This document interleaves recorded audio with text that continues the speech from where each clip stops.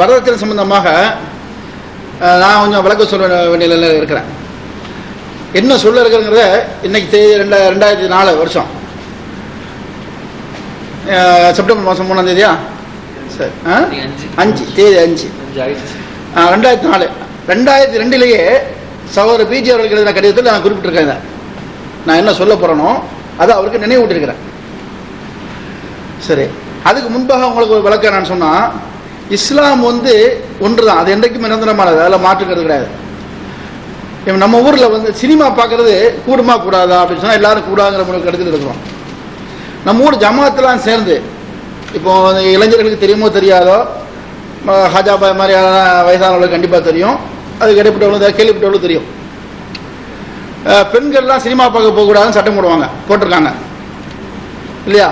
நம்ம ஊரில் அடிக்கடி இருக்குது, பெண்கள் சினிமா பார்க்க, அப்போ ஆண்கள் போகக்கூடுமா? யாரும் போகக்கூடாது, ஆனால் பெண்கள் போடுவாங்க. என்ன அப்போ போயிட்டு வந்தா தயவுசெய்து கவனிங்க, பெண்கள் சினிமாவுக்கு போனா அந்த பெண்ணுக்கு மொட்டை அடிக்கிறது நடந்திருக்கா இல்லையா நம்ம ஊர்ல? சரி, இன்னும் சினிமா பார்க்க யாரெல்லாம் கூட்டு போனாலும் அந்த ஆம்பளை என்ன செய்யணும்னா 150 தம்பிங்க வாங்க, தனி மாசூரா வேண்டாம், 150 கிலோ நெய் என்ன செய்யணும், பள்ளிவாசலுக்கு கொடுக்கணும் அப்படின்னு சட்டம் போட்டாங்க. இதெல்லாம் இஸ்லாமிய சட்டமா ஜமாத் ஏற்படுத்துகிற ஒரு கட்டுப்பாடா?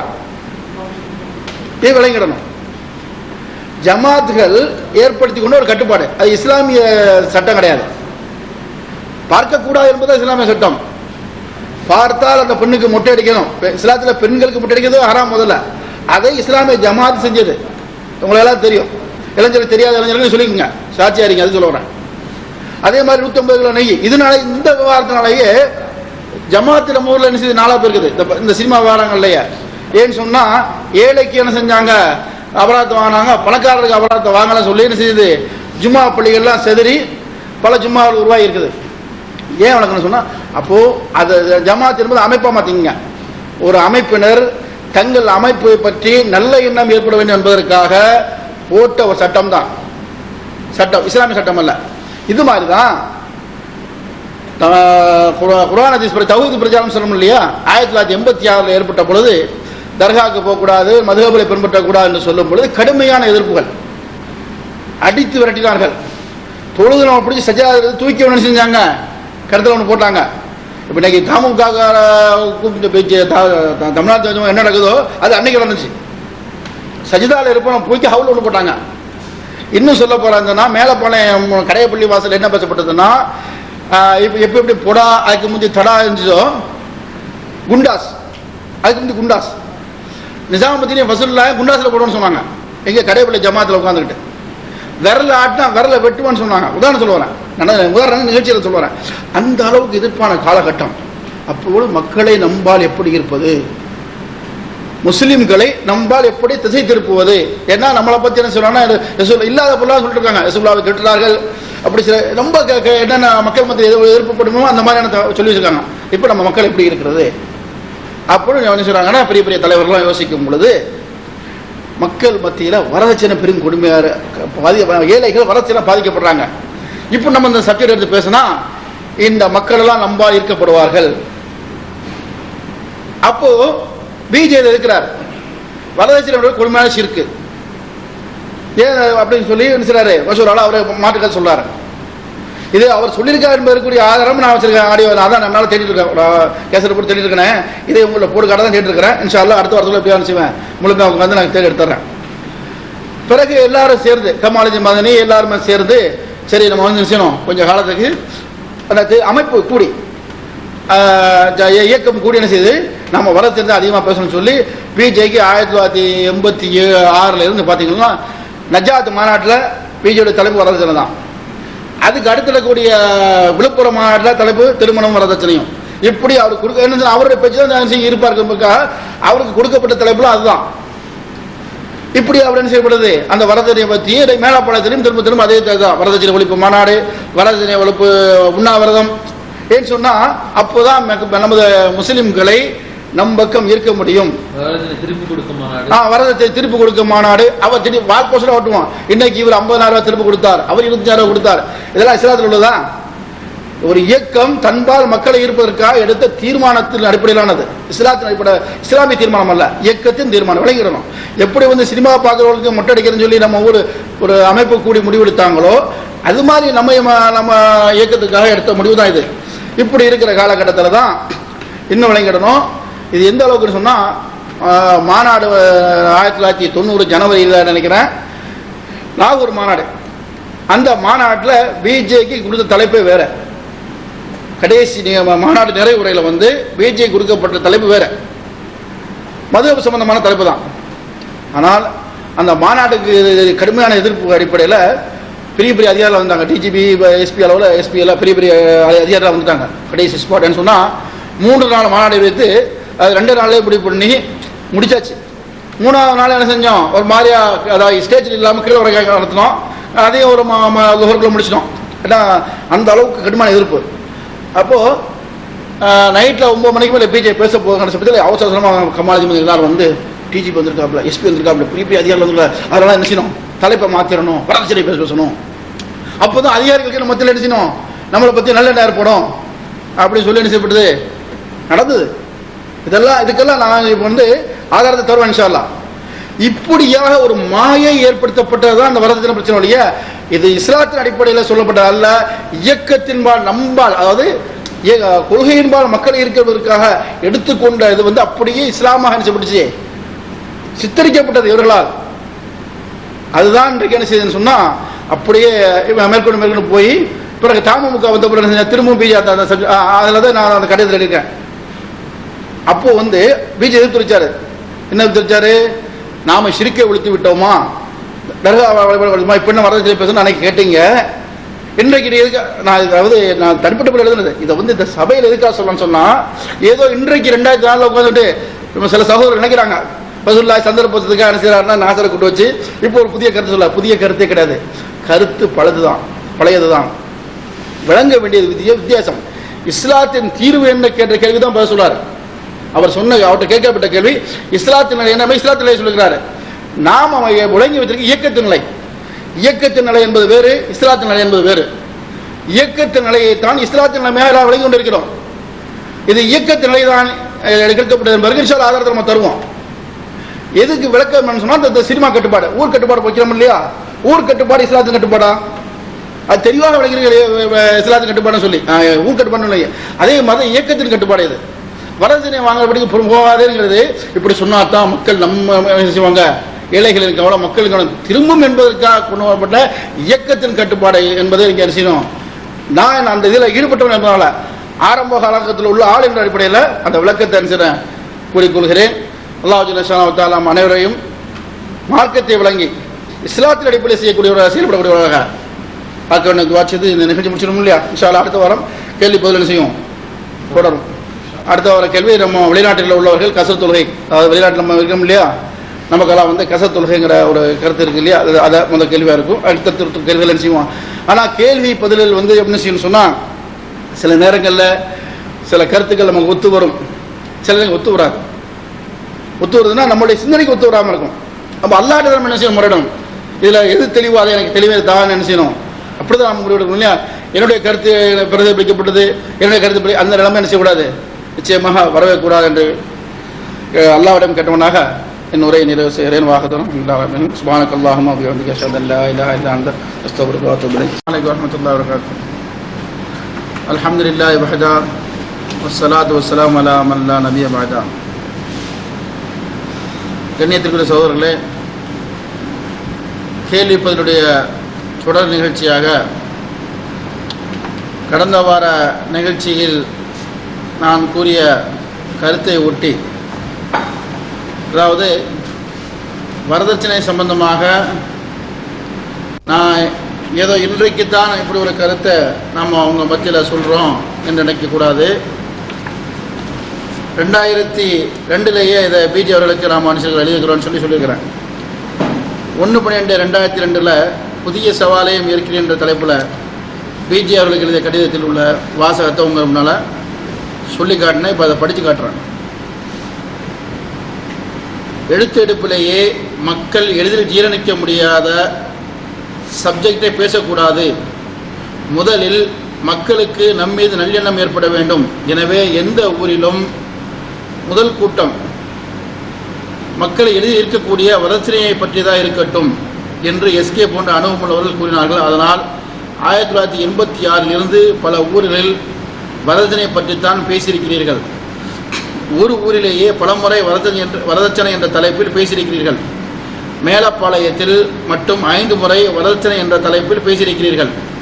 1987 திருச்சி நஜாத் பைரோஸ் ஹால் மாநாட்டில், 1998 கோட்டாறு மாலிக் தீனா சடல் மாநாட்டில் மக்களை ஈர்க்க என்றே வரதட்சணை இஸ்லாத்தில் பெண் உரிமை என்ற தலைப்புகள் ஒடுக்கப்பட்டது.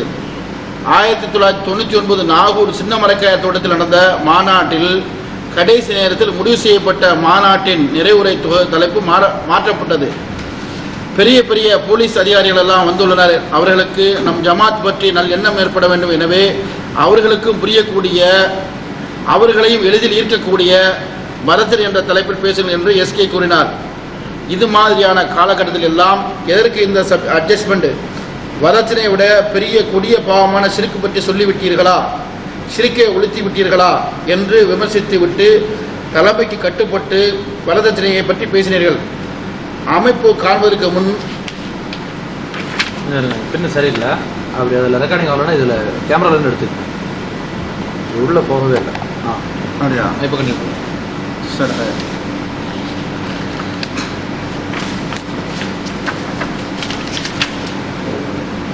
அமைப்பு காண்பதற்கு முன் கட்டுப்படாமல் பேசிய நீங்கள் அமைப்பு கண்ட பின் கட்டுப்பட்டு பேசினீர்கள். காரணம் அனுபவம் இல்லாததுதான்.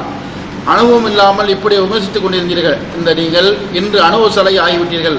அதனால்தான் உங்கள் அணியை வளர்க்க, உங்கள் அணி பற்றி நல்லெண்ணம் ஏற்பட ஊருக்கு ஊர் வரதட்சணை ஒழிப்பு கூட்டமும் கூட சொல்கிறீர்கள்.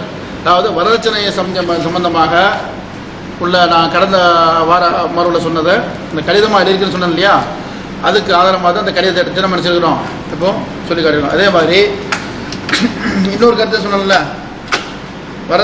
என்னப்பா இது எல்லாம் மாற்றி பண்ணிச்சிட்டிங்களா? இப்போ இந்த கதிலே படித்து காட்டினேன் காட்டு நாங்கள் ஒத்துக்கிறோம். அதே மாதிரி இந்த வரதட்சணைங்கிற டாபிக் வந்து ஆரம்பத்தில் நம்ம எடுத்தோமே, வரதட்சணைக்காக வேண்டி எடுத்தோமா, நன்னைக்கு பசுமையாகவும் இருக்கு. திருச்சி மாநாட்டுடைய மசோரா போகும்போது வரதட்சணையை சொல்லி நம்ம தௌஹீத் இருக்கலாம்னு பேசணும். வரதட்சணைங்கிற ஒரு பெரிய விஷயமா இருக்குது. அது வேணாம்லாம் கருத்துலாம் வந்துச்சு. சிறுக்கு மண்டி கிடக்க என்னங்க இதை போட்டு எடுத்துக்கிட்டு அதை சொல்றதுக்கு தலைப்பு இல்லைங்கும்போது இதை சொல்வதன் மூலமாக இதையும் சொல்லக்கூடியவங்க அதையும் சொல்லுவாங்கன்னு எடுத்துக்கிட்டு அப்பதான் வரதட்சணை பைரோஸ் கல்யாண மண்டபத்தில் நடந்த மாநாட்டில் தான் வரதட்சணைங்கிற ஒரு தலைப்பா எடுக்கப்பட்டு அது கிண்டுறதுல பைரோஸ் கல்யாண மண்டபம் தான் ஃபர்ஸ்ட்.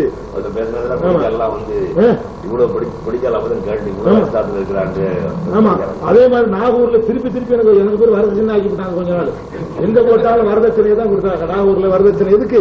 வரதட்சணையை சொல்வதன் மூலமாக இந்த பொம்பளை பிள்ளைகளை பெற்றவங்க எல்லாம் என்ன செய்வான், அநியாயத்தை விளையாட்டு சூழல் எல்லாம் சேர்ந்தெடுத்த முடியல. மேலப்பாளையத்தில் இந்த முடிவு எடுத்ததுக்கு என்ன, வரதட்சணையை விட பெரிய தீமைகளை கண்டுக்கிறாம நீங்க வரதட்சணை பத்தி பேசலையா? அவ்வளவு நான் ஸ்ட்ரெயிட்டா போற ஆளுக்கு எதுக்கு? இதே திருச்சியில வந்து சரி, கடந்த வார அமர்வுல நம்ம சொன்ன அந்த இது வரதட்சணை என்பது சம்பந்தமான தீர்மானம் வந்து மார்க்க ரீதியான தீர்ப்பு அல்ல, அமைப்பு சார்பாக, அதாவது ஜமா சார்பாக எடுக்கப்பட்ட முடிவு என்று நான் சொன்னேன். அதை தான் இப்போ சில கேசட் மூலமாகவும் எப்படி எடுக்கப்பட்டது என்பதற்கு ஆதாரத்தை செய்கிறோம் தந்திருக்கிறோம். இது வந்து திருச்சியில் 38 மூலைகள் மத்தியில் பேசின கேசட்ல இருந்து உள்ள சப்ஜெக்ட். அரிஸ்டோட்டலில் 1997 பேசினது. சம்சுல்லுஹா, பிஜே, ரஹமத்துல்லா அப்தாதி, கமாலுதீன் மதனி, சைஃபுல்லா ஹாஜா, இப்படி எல்லாருமே இருக்கவே இந்த கருத்து என்ன செய்யப்பட்டிருக்காருன்னா, நான் என்ன கருத்தை சொன்னோம் கடந்த வாரம் அதை தான் என்ன செய்யப்பட்டிருக்குது அங்கே சொல்லி காட்டப்பட்டிருக்கிறது. அந்த ஆதாரமாக என்ன செய்யணும் கேசட்டை போட்டு காட்டியிருக்கிறோம். என்னுடைய உரையை அடுத்த நாசர் அவர்கள். அஸ்ஸலாமு அலைக்கும் வரஹ்மத்துல்லாஹ். அல்ஹம்துலில்லாஹ் நஹ்மதுஹு வ நஸ்தஈனுஹு வ நஸ்தக்ஃபிருஹு வ நு'மினு பிஹி வ நதவக்கலு அலைஹி வ நஊது பில்லாஹி மின் ஷுரூரி அன்ஃபுஸினா வ மின் ஸய்யிஆத்தி அமாலினா. மன் யஹ்திஹில்லாஹு ஃபலா முதில்ல லஹு வ மன் யுضلில்ஹு ஃபலா ஹாதிய லஹு. வ அஷ்ஹது அன் லா இலாஹா இல்லல்லாஹு வஹ்தஹு லா ஷரீக லஹு வ அஷ்ஹது அன்ன முஹம்மதன் அப்துஹு வ ரசூலுஹு அம்மா பஅத். கண்ணியத்திற்குரிய எல்லாம் வல்ல அல்லாஹு ஜல்லஷானு தாலாவின் நல்லடியார்களே, எனது அருமை இஸ்லாமிய சகோதரர்களே, அல்லாஹு ரப்புல் ஆலமீன் நமக்கு அருளியிருக்கும் தீனுல் இஸ்லாத்தை அதன் தூய்மையான வடிவில் அறிந்து அதன் அடிப்படையில் நம்முடைய வாழ்வை அமைத்து கொள்ள வேண்டும் என்ற உயர்ந்த ஒரு நோக்கத்திலே இது போன்ற பின்னிரவு என்று பாராமலும் இது போன்ற மார்க்க அமர்வுகளிலே நாம் கலந்து கொள்ளுகின்றோம். நமக்குள் இருக்கக்கூடிய ஐயங்களை களைந்து அதில் ஒரு தெளிவு பெறுவதற்காக தொடர்ந்து 3 வாரங்களாக கேள்வி பதில் நிகழ்ச்சியிலும் நாம் என்ன செய்கிறோம், கலந்து வருகிறோம். இந்த மாதிரி கேள்வி பதில்களை சொல்லும் பொழுது அந்த பதில் என்ன செய்யும்னு கேட்டால், நம்மளை விளங்குவதற்கு ஒரு உரையாக பேசிக்கிட்டே போகும் பொழுது அதில் அந்த 3/4 மணி நேரமோ 1 மணி நேரம் பேசும்போது எல்லாமே மனசில் பதியாது. ஒரு சில விஷயங்கள் பதியும், ஒரு சில விஷயங்கள் சம்பந்தப்படும் பொழுது நமக்கு ஞாபகம் வரும்.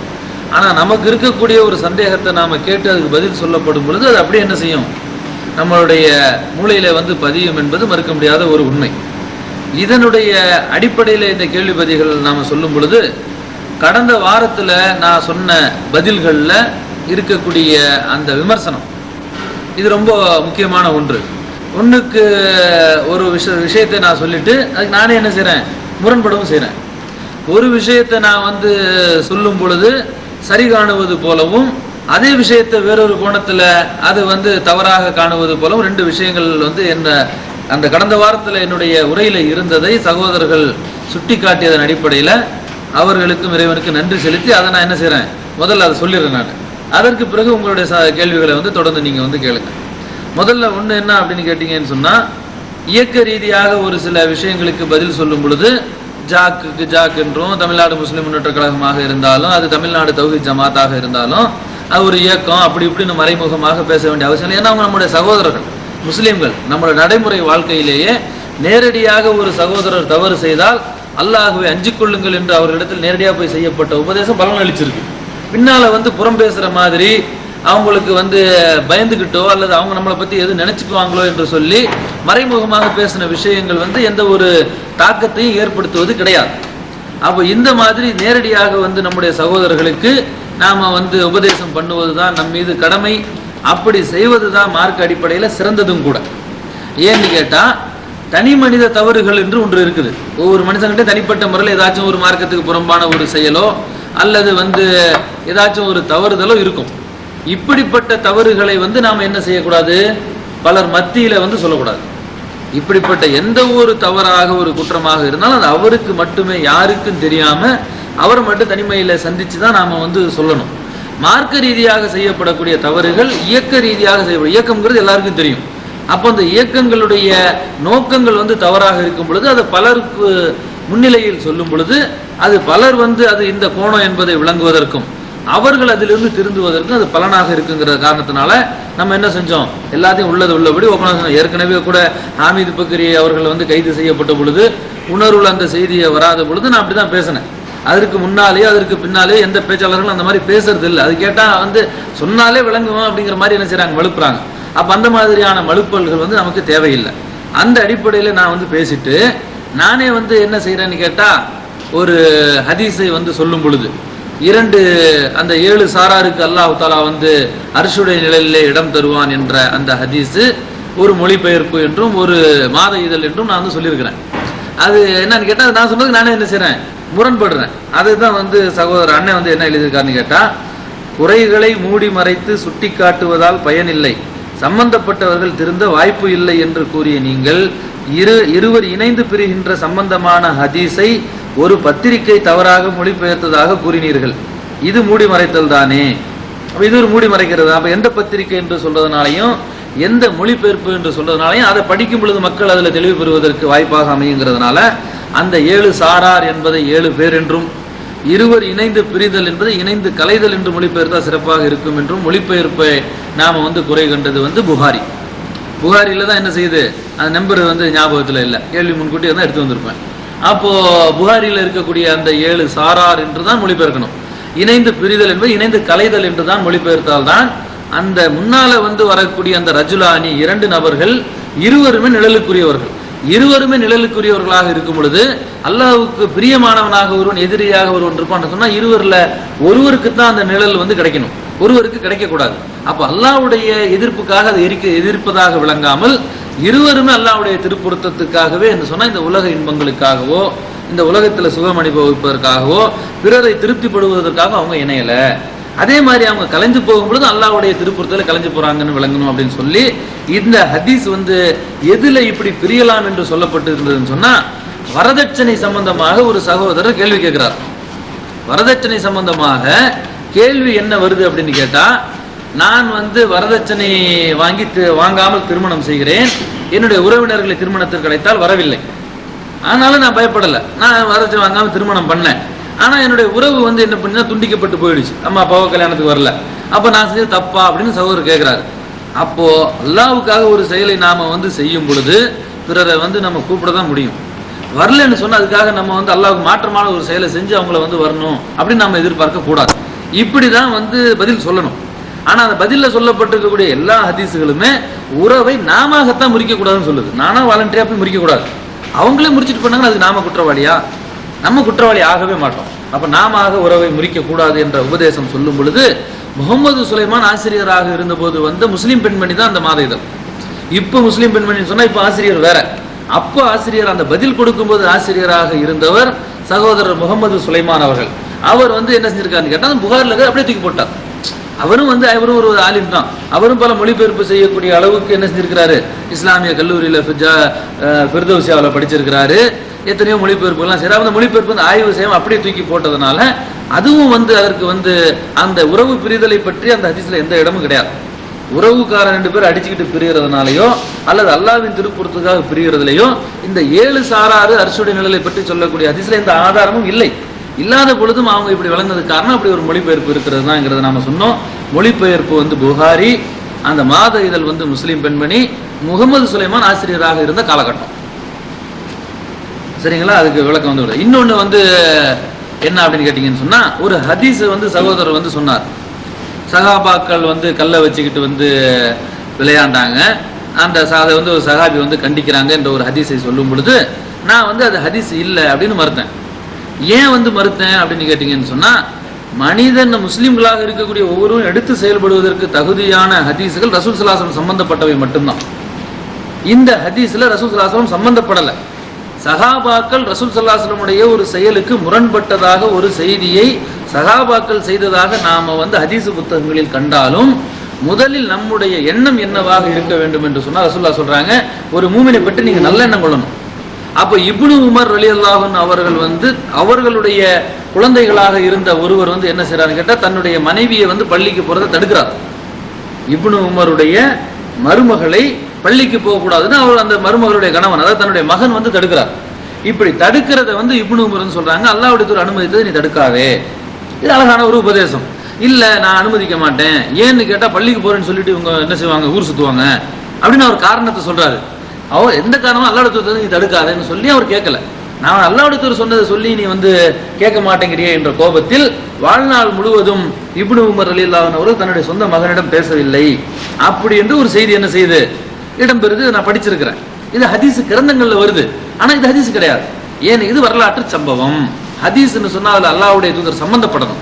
இதுதான் நாம எடுத்து செயல்படுவதற்கு தகுதியானது. சரி, அப்ப சஹாபாக்கள் சொன்னா நீங்க நாம ஏற்றுக்கொள்ள கூடாதா? சஹாபாக்கள் சொல்லுவதை நாம் ஏற்றுக்கொள்ளலாம். சஹாபாக்களுடைய நல்ல செயல்களை நாமளும் செய்யலாம். யார் யாரோ செய்யக்கூடிய நல்ல செயல்களை, திருக்குறள் இருக்கக்கூடிய நல்ல குறள் எல்லாம் நாம அறிவுபூர்வமாக இருந்து அதை எடுத்து செயல்படுறதுல மார்க்கம் தடையாக இருக்கவில்லை என்று சொல்லும் பொழுது சஹாபாக்கள் அதுல முன்னணியில இருக்கிறாங்க. இனி நம்ம தகப்பனாட்டம் நல்ல செயலை பார்க்கிறோம். இன்னைக்கு உதாரணத்துக்கு எடுத்துக்கங்க, மனைவியை எல்லாரும் வாடி போடின்னு கூப்பிடுவாங்க, மனைவி இல்லாட்டி வாப்போன்னு கூப்பிடுவாங்க, வாங்க போங்கன்னு கூப்பிடுறது ரொம்ப கம்மி. ஆனா என்னுடைய தகப்பனார், என்னுடைய உறவினர்கள் யாருமே அந்த மாதிரி கூப்பிடுறோம் எனக்கு தெரிஞ்சில்லை, எங்க பெரிய அண்ணங்க கூட இல்லை. ஆனா என்னுடைய தகப்பனார் என்னுடைய தாயை வாங்க போங்கன்னு தான் கூப்பிடுவார். 2வது படிச்சவர், குர்ஆன் ஓத தெரியாதவர் மனைவி எப்படி கூப்பிடுவாரு, வாங்க போங்க. வயசுல பெருசா கட்டி வச்சுட்டாங்க, அதனால அப்படிலாம் கிடையாது, 7-8 வயசு வித்தியாசமும் இருக்குது. இப்படி இதை பார்த்து அதை நான் பின்பற்றக்கூடியவனாக இருந்தேன். அப்ப என்னோட அண்ணங்க அதை பின்பற்றல. அப்ப இப்படி நல்ல ஒரு மனைவி எல்லாரும் வாடி போடுன்னு ஒரு சமுதாயத்துல எல்லாரும் கூப்பிடுறான், வாப்போன்னு கூப்பிட நடுநிலையா இருக்கிறவங்க இருக்கிறான், வாங்க போங்க. என்னுடைய தகப்பனார் என்ன செய்யறாரு, மனைவியை மரியாதையா கூப்பிடுறாங்க, அதை நான் பின்பற்றினேன். அப்ப இதுல எல்லாரும் என்ன ஆரம்பத்தில் கல்யாணம் பண்ண சொல்லி ரொம்ப கிண்டல்லாம் பண்ணாங்க. இப்படிலாம் பண்ணா நம்ம நல்ல செயலை செய்யும்போது பல கிண்டல் செஞ்சாலும் நம்ம அதை விடக்கூடாது அப்படின்னு செய்யறோம். அப்ப இந்த மாதிரி ஒரு சஹாபி தன்னுடைய மனைவியை வாங்க போங்கன்னு கூப்பிட்டாருன்னு ஒரு செய்தி இருக்குன்னு வச்சுக்கோங்க. இதை பின்பற்றலாமா பின்பற்றக்கூடாதா? கட்டாயம் பின்பற்றணும். ஏனென்றால் பின்பற்றுவதற்கு என்னுடைய தகப்பனாரை விட நம்முடைய பல முன்னோர்களோட சகாபாக்கள் முன்னணியில் இருக்கிறாங்க. ஆனால் மனைவியை வாப்போன்னு தான் கூப்பிடணும்னு ரசூல்லா சொல்லியிருந்தா எங்க அப்பா சொன்னாலும் நான் கூப்பிடக்கூடாது, அப்படிதான் கூப்பிடணும். வாப்போ அப்படிலாம் ஹதீஸ் கிடையாது, விளங்குறதுக்காக சொல்றேன். இந்த அடிப்படையில தான் நான் வந்து சொன்னேன், ஒரு கல்லு விளையாடுற விஷயத்துல ஒரு சஹாபி கோவிச்சுக்கிட்டாலும், தன்னுடைய மனைவியை பள்ளிவாசலுக்கு அனுப்புற விஷயத்துல இப்னு உமர் கோவிச்சுக்கிட்டாலும், அல்லாஹ்வுடைய தூதர் பிறரை கோவித்துக் கொள்வதற்கு என்ன அளவுகோலை கொடுத்திருக்கிறாங்களோ அந்த ஹதீஸின் அடிப்படையில் தான் நாம வந்து விளங்கணும். அந்த ஹதீஸின் அடிப்படையில் மட்டும் இல்லாமல் ஒரு மூமின் ஒரு மூமின் மீது நல்லெண்ணம் கொள்ள வேண்டும். அப்ப இப்னு உமர் ஒரு மூமின், நான் ஒரு மூமின். இப்னு உமர் ரலியல்லாஹு அன்ஹு இப்படி அல்லாஹ்வுடைய தூதருடைய செயலுக்கு மாற்றமாக 3 நாட்களுக்கு மேல் யாரிடமும் பேசாமல் இருப்பது கூடாது. எவ்வளவு பெரிய கோபத்துக்குரிய செயலா இருந்தாலும், சண்டையில என் கையை ஒருத்தன் வெட்டிட்டு போயிட்டாலும் அவன்கிட்ட 3 நாளுக்கு அப்புறம் நான் சந்திச்சா அவனை இதா லக்கீத்தஹு ஃபஸல்லிம் அலைஹி, அவரை சந்தித்தா சலாம் சொல்லணும் அல்லாஹ்வுடைய தூதர் சொல்றாங்க. அது அடிப்படையில் நான் சலாம் சொல்லுவேன், நிச்சயமாக சொல்லுவேன் இன்ஷா அல்லாஹ். ஆனால் இப்னு உமர் ரலியல்லாஹு அன்ஹு இதுக்கு மாற்றமாக நடந்திருப்பாங்க நான் நம்ப மாட்டேன். அவர் அப்படியே செய்து நல்லெண்ணம் கொள்றேன் நான். அப்படி செய்தது உண்மைதான் என்று வரலாற்று ரீதியாக நிரூபிக்கப்பட்டாலும் இப்னு உமர் நமக்கு தூதர் இல்லை. இப்னு உமரையா நாம பின்பற்றணும்? இல்ல. ஏன்னு கேட்டா இங்கே இப்னு உமர் ரலியல்லாஹு அன்ஹு சொல்லக்கூடிய அந்த செயல் அல்லாஹ்வுடைய தூதரின் கூற்றுக்கு மாற்றமாக இருக்கிறது. அந்த செய்தி அவருக்கு தெரியாம அவர் நடந்திருந்தா அல்லாஹ் அவரை மன்னிப்பான். அந்த செய்தி பொய்யாக இருந்தா நமக்கு பிரச்சனை இல்லை, இன்னும் சந்தோஷம். ஆனாலும் இது பின்பற்றுவதற்கு தகுதியானதா என்று கேட்டால் இல்ல. இப்படி நான் சொல்லும் பொழுது அந்த கல்லு வைத்து விளையாடக்கூடிய ஹதீஸ் இல்ல அப்படின்னு நான் வந்து மறுத்தேன். நான் மறுத்தேன்னு சொன்னா எந்த கோணத்துல, ஹதீஸ் அந்த மாதிரி ஒரு ஹதீஸ் இருக்கவே முடியாது அப்படின்னு நான் மறுக்கல. அப்படி ஒரு ஹதீஸ் இருந்தால் அது ஹதீஸ் இல்லைன்னு நான் சொன்ன கோணம் வந்து அல்லாஹ்வுடைய தூதர் சம்பந்தப்படாதது ஹதீஸ் இல்லை என்ற ஒரு கோணத்தில். அப்படி இருந்தாலும் அதை நம்ம பின்பற்ற வேண்டிய அவசியம் இல்லை. இருந்தாலும் நீங்க ஆதாரத்தோட வந்து சனதோட கொண்டு வந்து அறிவிப்பாளரோட அறிவிப்போட கொண்டு வந்து கொடுத்தாலும் இது இப்னு உமருடைய ஒரு செயல், அவ்வளவுதானே. இதுக்கு பல காரணங்களை சொல்லலாம்.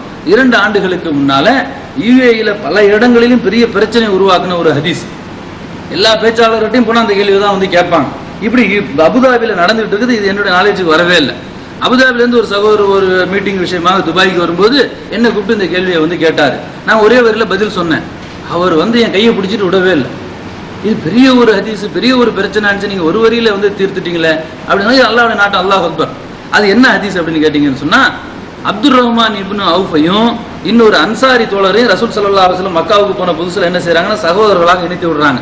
சகோதரர்களா மக்காவுக்கு போன புதுசுல சொன்னா மதீனாவுக்கு போன புதுசுல என்ன செய்யறாங்கன்னு கேட்டா, இந்த முஹாஜிர்களையும் அன்சாரிகளும் சகோதரர்களாக ரசூலுல்லாஹ் இணைத்து விடக்கூடிய அந்த முறை வந்து நமக்கு தெரியும்.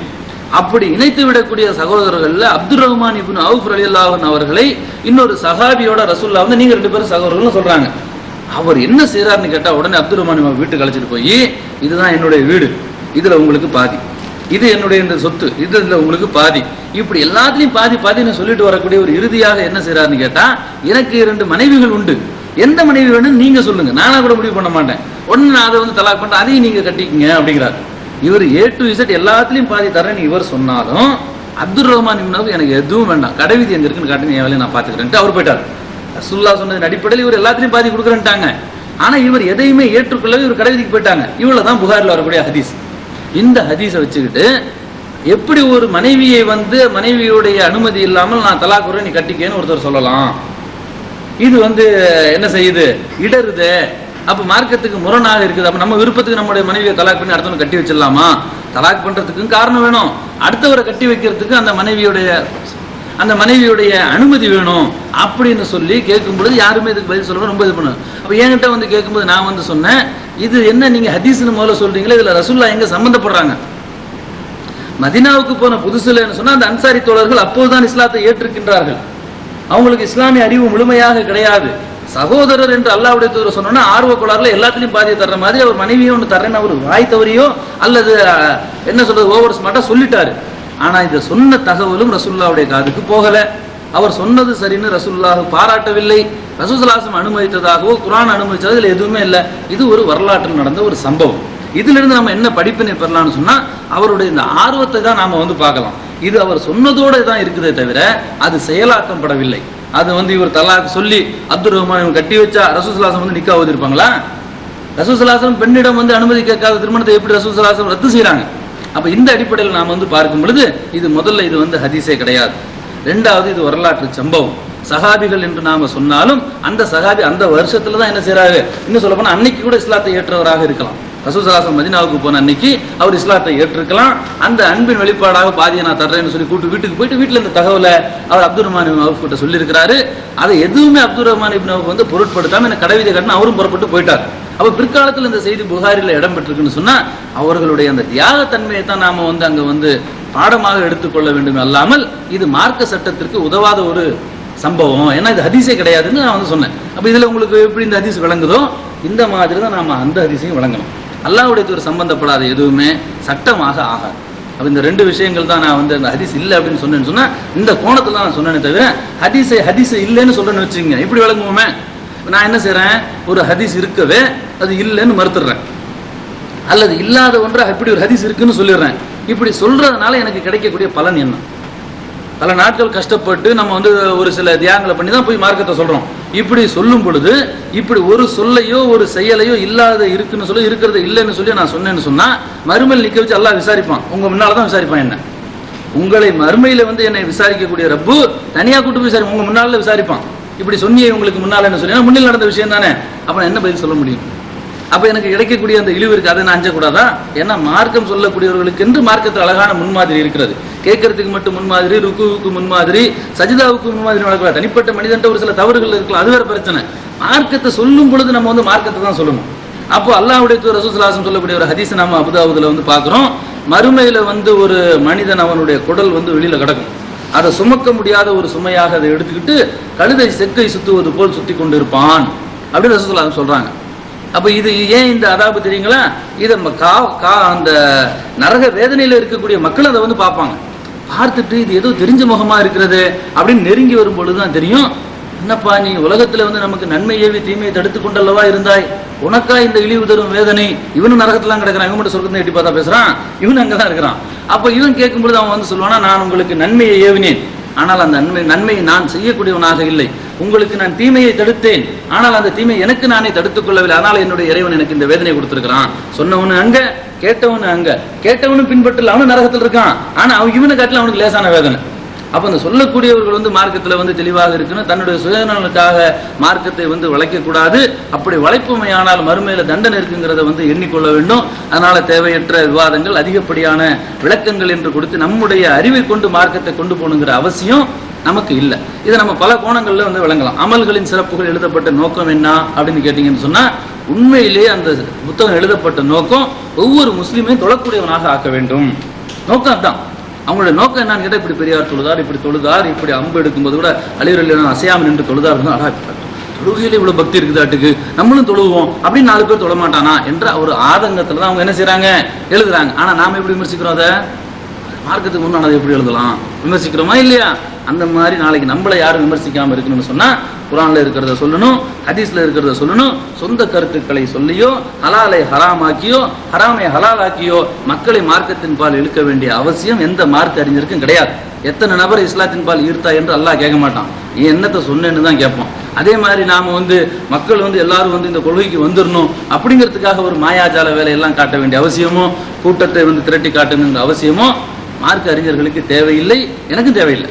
அதனால இந்த அடிப்படையில் நாம வந்து சிந்திச்சு பார்த்தோம்னு சொன்னா, ஒரு ஹதீஸ் வந்து இருக்கிறது இல்லை என்றோ இல்லாத இருக்குன்னு சொன்னா மறுமையில பெரிய கை சேரும். அதனால வாதத்துக்காக நாம என்ன செய்யக்கூடாது, வரட்டுக்கு ஒரு நம்ம ஒன்று சொல்லிட்டோமே, நம்ம ஒன்று சொல்லிடுவோம், சொல்லிட்டு என்ன செய்வோம், சொன்னதை நியாயப்படுத்துறதுக்காக ஹதீஸுகளை வந்து தேடுவோம். அப்ப இது போன்ற விஷயங்கள்ல இருந்தும் அல்லாஹ் நம்மளை பாதுகாக்கணும். அதனால வந்து ஹதீஸ் இல்லைன்னு நான் மறுத்தது அந்த கோணத்துல தான். உண்மையிலே ஆதாரபூர்வமாக மார்க்க அடிப்படையில் பின்பற்றுவதற்கான ஒரு தகுதி இருக்குமே, ஆனால் அதை கொண்டு வாங்க. நான் நன்றி சொல்லி நான் வந்து எடுத்து என்ன செய்ய போறேன், செயல்படுத்த போறோம். அவ்வளவுதான். கேள்விகள் இருந்தா இப்ப நேரடியாக கேளுங்க. அதுக்கு நேரடியாக இல்லாட்டி இங்க வந்து கேட்டீங்கன்னா வாய்ஸ் ரெக்கார்ட் ஆகும்.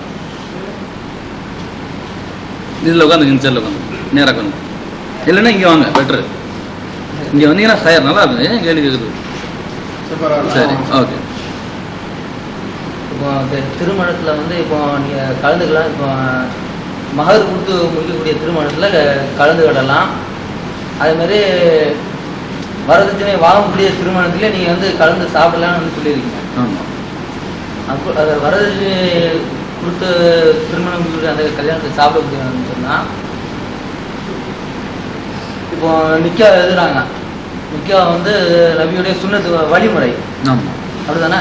அப்படின்னா அந்த நிக்கால வந்து கத்தீப் வந்து நிக்கா எழுதும் பொழுது என்ன சொல்றாங்க, இது மாதிரி சபையோர்களின் சாட்சியாக நான் வக்கீலாக இருந்து இந்த திருமணத்தை நான் நடத்தி வைக்கிறேன்னு சொல்றாங்க. அப்போ இது மாதிரி மாப்பிள்ளை வந்து வரதட்சணை வாங்கும் பொழுது இப்போ நாம அந்த வீட்டு போய் சாப்பிட போனா அதுக்கும் அந்த சாட்சிக்கு நம்மளும் ஒரு ஆளாக இருந்தா நிச்சயமா நம்மளும் ஒரு ஆள் தான். அப்படின்னா எப்படி அந்த திருமணத்தை அந்த சாட்சி எங்க விசாரிக்கப்படும்? மறுமையில விசாரிக்கப்படும். அல்லாஹ் மறுமையில உங்களை எதுக்கு சாட்சியாக அதான் விசாரிக்கப்படும். ஊர்லயே நாளைக்கு தலாக்குன்னு பிரச்சனை அந்த சாட்சி எல்லாம் கூப்பிடுவோம். ஊர்ல சாட்சி தான் நீங்க ஊர்ல சாட்சி மறுமையிலையும் விசாரிக்கப்படும். ரெண்டாவது அதுலயும் சாட்சிங்கிற அந்த காலம்ல நீங்க கையெழுத்து போட்டாதான் விசாரிக்கப்படுவாங்களே தவிர கல்யாணத்துக்கு யார் யாருக்கு பத்திரிகை கொடுத்தா எல்லாரும் கூட விட மாட்டாங்க. அவர் சபையோரிகள் சரிங்கணும் கல்யாணம் இல்ல அவர் சபையோரின்னு சொன்னாலும் கீழே சாட்சிகள்னு ஒரு 4-5 போடுவாங்க. சாட்சிகள் 4-5 தான் போடுவாங்க. உலக சட்டத்தை சொல்றேன் நான் சொல்றது சட்டம். அல்லாஹ்வை ஏமாத்த முடியாது, அது ஒரு பிரச்சனை. சட்டம் என்னன்னு கேட்டீங்கன்னா அங்க உங்களுக்கு இஸ்லாமிய சட்டத்துல வந்து உங்களுக்கு 2 சாட்சிகள் இருந்தா போதும். ஒரு சில ஊர்ல 4-5 ஜமாத்தார்கள் கையெழுத்து போடுவாங்க. போட்டாங்கன்னு சொன்னா அந்த கையெழுத்து போட்டவங்க ஹயாத்தோட இருந்தா அந்த நேரத்துல வெளிநாடு போகாம இருந்தா கூப்பிடுவாங்க. கூப்பிடும்போது நீங்க போய் என்ன சொல்லுவீங்க? கல்யாணம் ஆச்சா இல்லையா? ஆச்சுன்னா ஆச்சும்பீங்க, இல்லைன்னா இல்லம்பீங்க. இதுக்காக தான் எழுதுறாங்க. சபையோரின் சாட்சிங்கிற வார்த்தையை அவங்க போட்டுக்கிட்டாலும் ஆமா அந்த திருமணத்துல நீங்க சாட்சி தானே. நான் சொல்றேன் அந்த சாட்சிங்கிற பேரே இல்லாட்டியும் அந்த திருமணத்தில் கலந்து கொண்ட சாட்சிங்கிற அவர் எழுதாட்டியும் இருவருக்கும் திருமணம் நடந்த செய்தி உங்களுக்கு தெரியும். நாளைக்கு தல்லாக்கும் போது ஒரு பிரச்சனை வரும்போது உங்களை கூப்பிட்டு கல்யாணம் நடந்த விஷயத்தை கேட்டா நீங்க சாட்சி சொல்லுவீங்களா சொல்ல மாட்டீங்களா? தெரிஞ்சா சொல்லுவோம், இல்லாட்டி சொல்ல மாட்டோம். ஆனால் ரசூல் ஸல்லல்லாஹு அலைஹி வஸல்லம் எத்தனையோ பாவங்கள் இந்த உலகத்தில் இருக்கும் பொழுது வட்டிக்கு சாட்சி சொல்லாதேன்னு சொல்றாங்க, மீதி பொய் சாட்சி சொல்லாதேங்கிறாங்க. சாட்சி எல்லாருடைய தூரம் என்ன சொல்றாங்கன்னு பாக்கணும் இல்லையா? வட்டிக்கு போய் நீங்க சாட்சி, நானும் இவரு என்ன செய்றோம், வட்டி கொடுத்து வாங்குறோம், எல்லாம் காப்பாற்றணும், அதுக்கு நீங்க சாட்சியாக இருக்காதீங்க. அல்லாஹ்வுடைய தெளிவா தடுத்திருக்கிறாங்க. வேற எதுக்காச்சும் தடுத்திருக்கிறாங்களா? அப்ப அல்லாஹ்வுடைய தடுக்காத ஒன்றை நாமே தடுத்து கொண்டோமே. ஆனால் நாம மார்க்கத்துல புதுசா ஒன்றை உருவாக்குறோம். இன்னொன்னு என்ன சொல்றாங்க, பொய் சாட்சி சொல்லாதீங்க, உண்மையை சொல்லுங்க. வரதட்சணை வாங்கி கல்யாணம் பண்ணா வரதட்சணை வாங்கி கல்யாணம் பண்ணான்னு சொல்லுங்க, மகர் கொடுத்து கல்யாணம் பண்ணா மகர் கொடுத்து கல்யாணம் பண்ணுன்னு சொல்லுங்க. கல்யாணம் என்பது மார்க்கத்தில் அனுமதிக்கப்பட்டது, அது வரதட்சணை வாங்குவது மார்க்கத்துக்கு முரணானது. முரணான ஒரு செயலை கண்டிப்பதற்காக அனுமதிக்கப்பட்ட ஒரு செயலுக்கு போகாமல் இருப்பது மார்க்கம் அல்ல. உதாரணத்துக்கு கடமையான தொழுகை நம் மீது கடமை, ஜமாத்தாக தொழுவதால் நன்மை அதிகம். அங்கேயும் மார்க்கத்துக்கு முரணான செயல்கள். பள்ளிவாசல் என்ன செய்யுது? உதாரணத்துக்கு கூட்டுதுவா ஓதப்படுது. கூட்டுதுவா ஓதுறதுங்கிறதுக்காக பள்ளிவாசல் நீங்க போகாம இருந்தீங்கன்னு சொன்னா கடமையான தொழுகைக்கு போய் உங்களுடைய நன்மையை நீங்க வந்து இழப்பீங்க. ஏன் போலன்னு பிடிச்சி எல்லாம் தண்டிச்சிட மாட்டான். ஜமாத்துக்கு ஏன் போல நல்லா தண்டிச்சிட மாட்டான். 27 மடங்கு நன்மையை நீங்க வந்து இழப்பீங்க. அப்போ ஒரு ஜமாத்தோடு சேர்ந்து செயல்படுதல், ஒரு விருந்தை ஏற்றுக்கொள்ளுதல்ங்கிறது நீங்க நிராகரிப்பதன் மூலம் நீங்க என்ன செய்வீங்க? அந்த நன்மையை நீங்க வந்து இழப்பீங்களே தவிர வரதட்சணை கல்யாணம் நீங்க போட்டு ஏன் போலன்னா நல்லா பிடிச்சி உங்களுக்கு நரகத்துல போட்டுருவோம் நான் சொல்லவும் முடியாது. இதுவும் மார்க்கத்தில் அனுமதிக்கப்பட்டது. தொழுகை நிக்காவும் அனுமதிக்கப்பட்டது. தொழுகைக்கு பிறகு முரணான ஒரு செயல் நடக்குங்க, எப்படி நம்ம தொழுகைக்கு போக மாட்டோமோ அதே மாதிரி வரதட்சணை வாங்குறாங்கிறதுக்காக நாம வந்து போகாம இருக்க முடியாது. வரதட்சணை வாங்குறது மார்க்கத்துக்கு முரண் சொன்னா அதை நீங்க கண்டிங்க, உபதேசம் பண்ணுங்க, தொடர்ந்து உபதேசம் பண்ணுங்க. நேத்து வாங்கினவன் இன்னைக்கு திருந்துறான். எப்படி திருந்துறான்? உபதேசிப்பதாலும் திருந்துறான். உபதேசம் பண்ணக்கூடியவர் வந்து உபதேசம் பண்ண அல்லாஹ் உங்களை கேட்கறது நீங்க செய்யக்கூடாது. ஓகே, அதாவது உபதேசம் பண்ணக்கூடிய மார்க்க அறிஞர் உபதேசம் பண்ணாம அவரே அதை நிக்காக வந்து நடத்தி வைக்கிறாங்க. அதுலயே இப்ப நிறைய பேர் ஏமாத்துற அப்படிங்கிறதுக்காக மேடையில வந்து என்ன சொல்றாங்க, இவ்வளவு ரூபா மகர்னு சொல்லிட்டு அந்த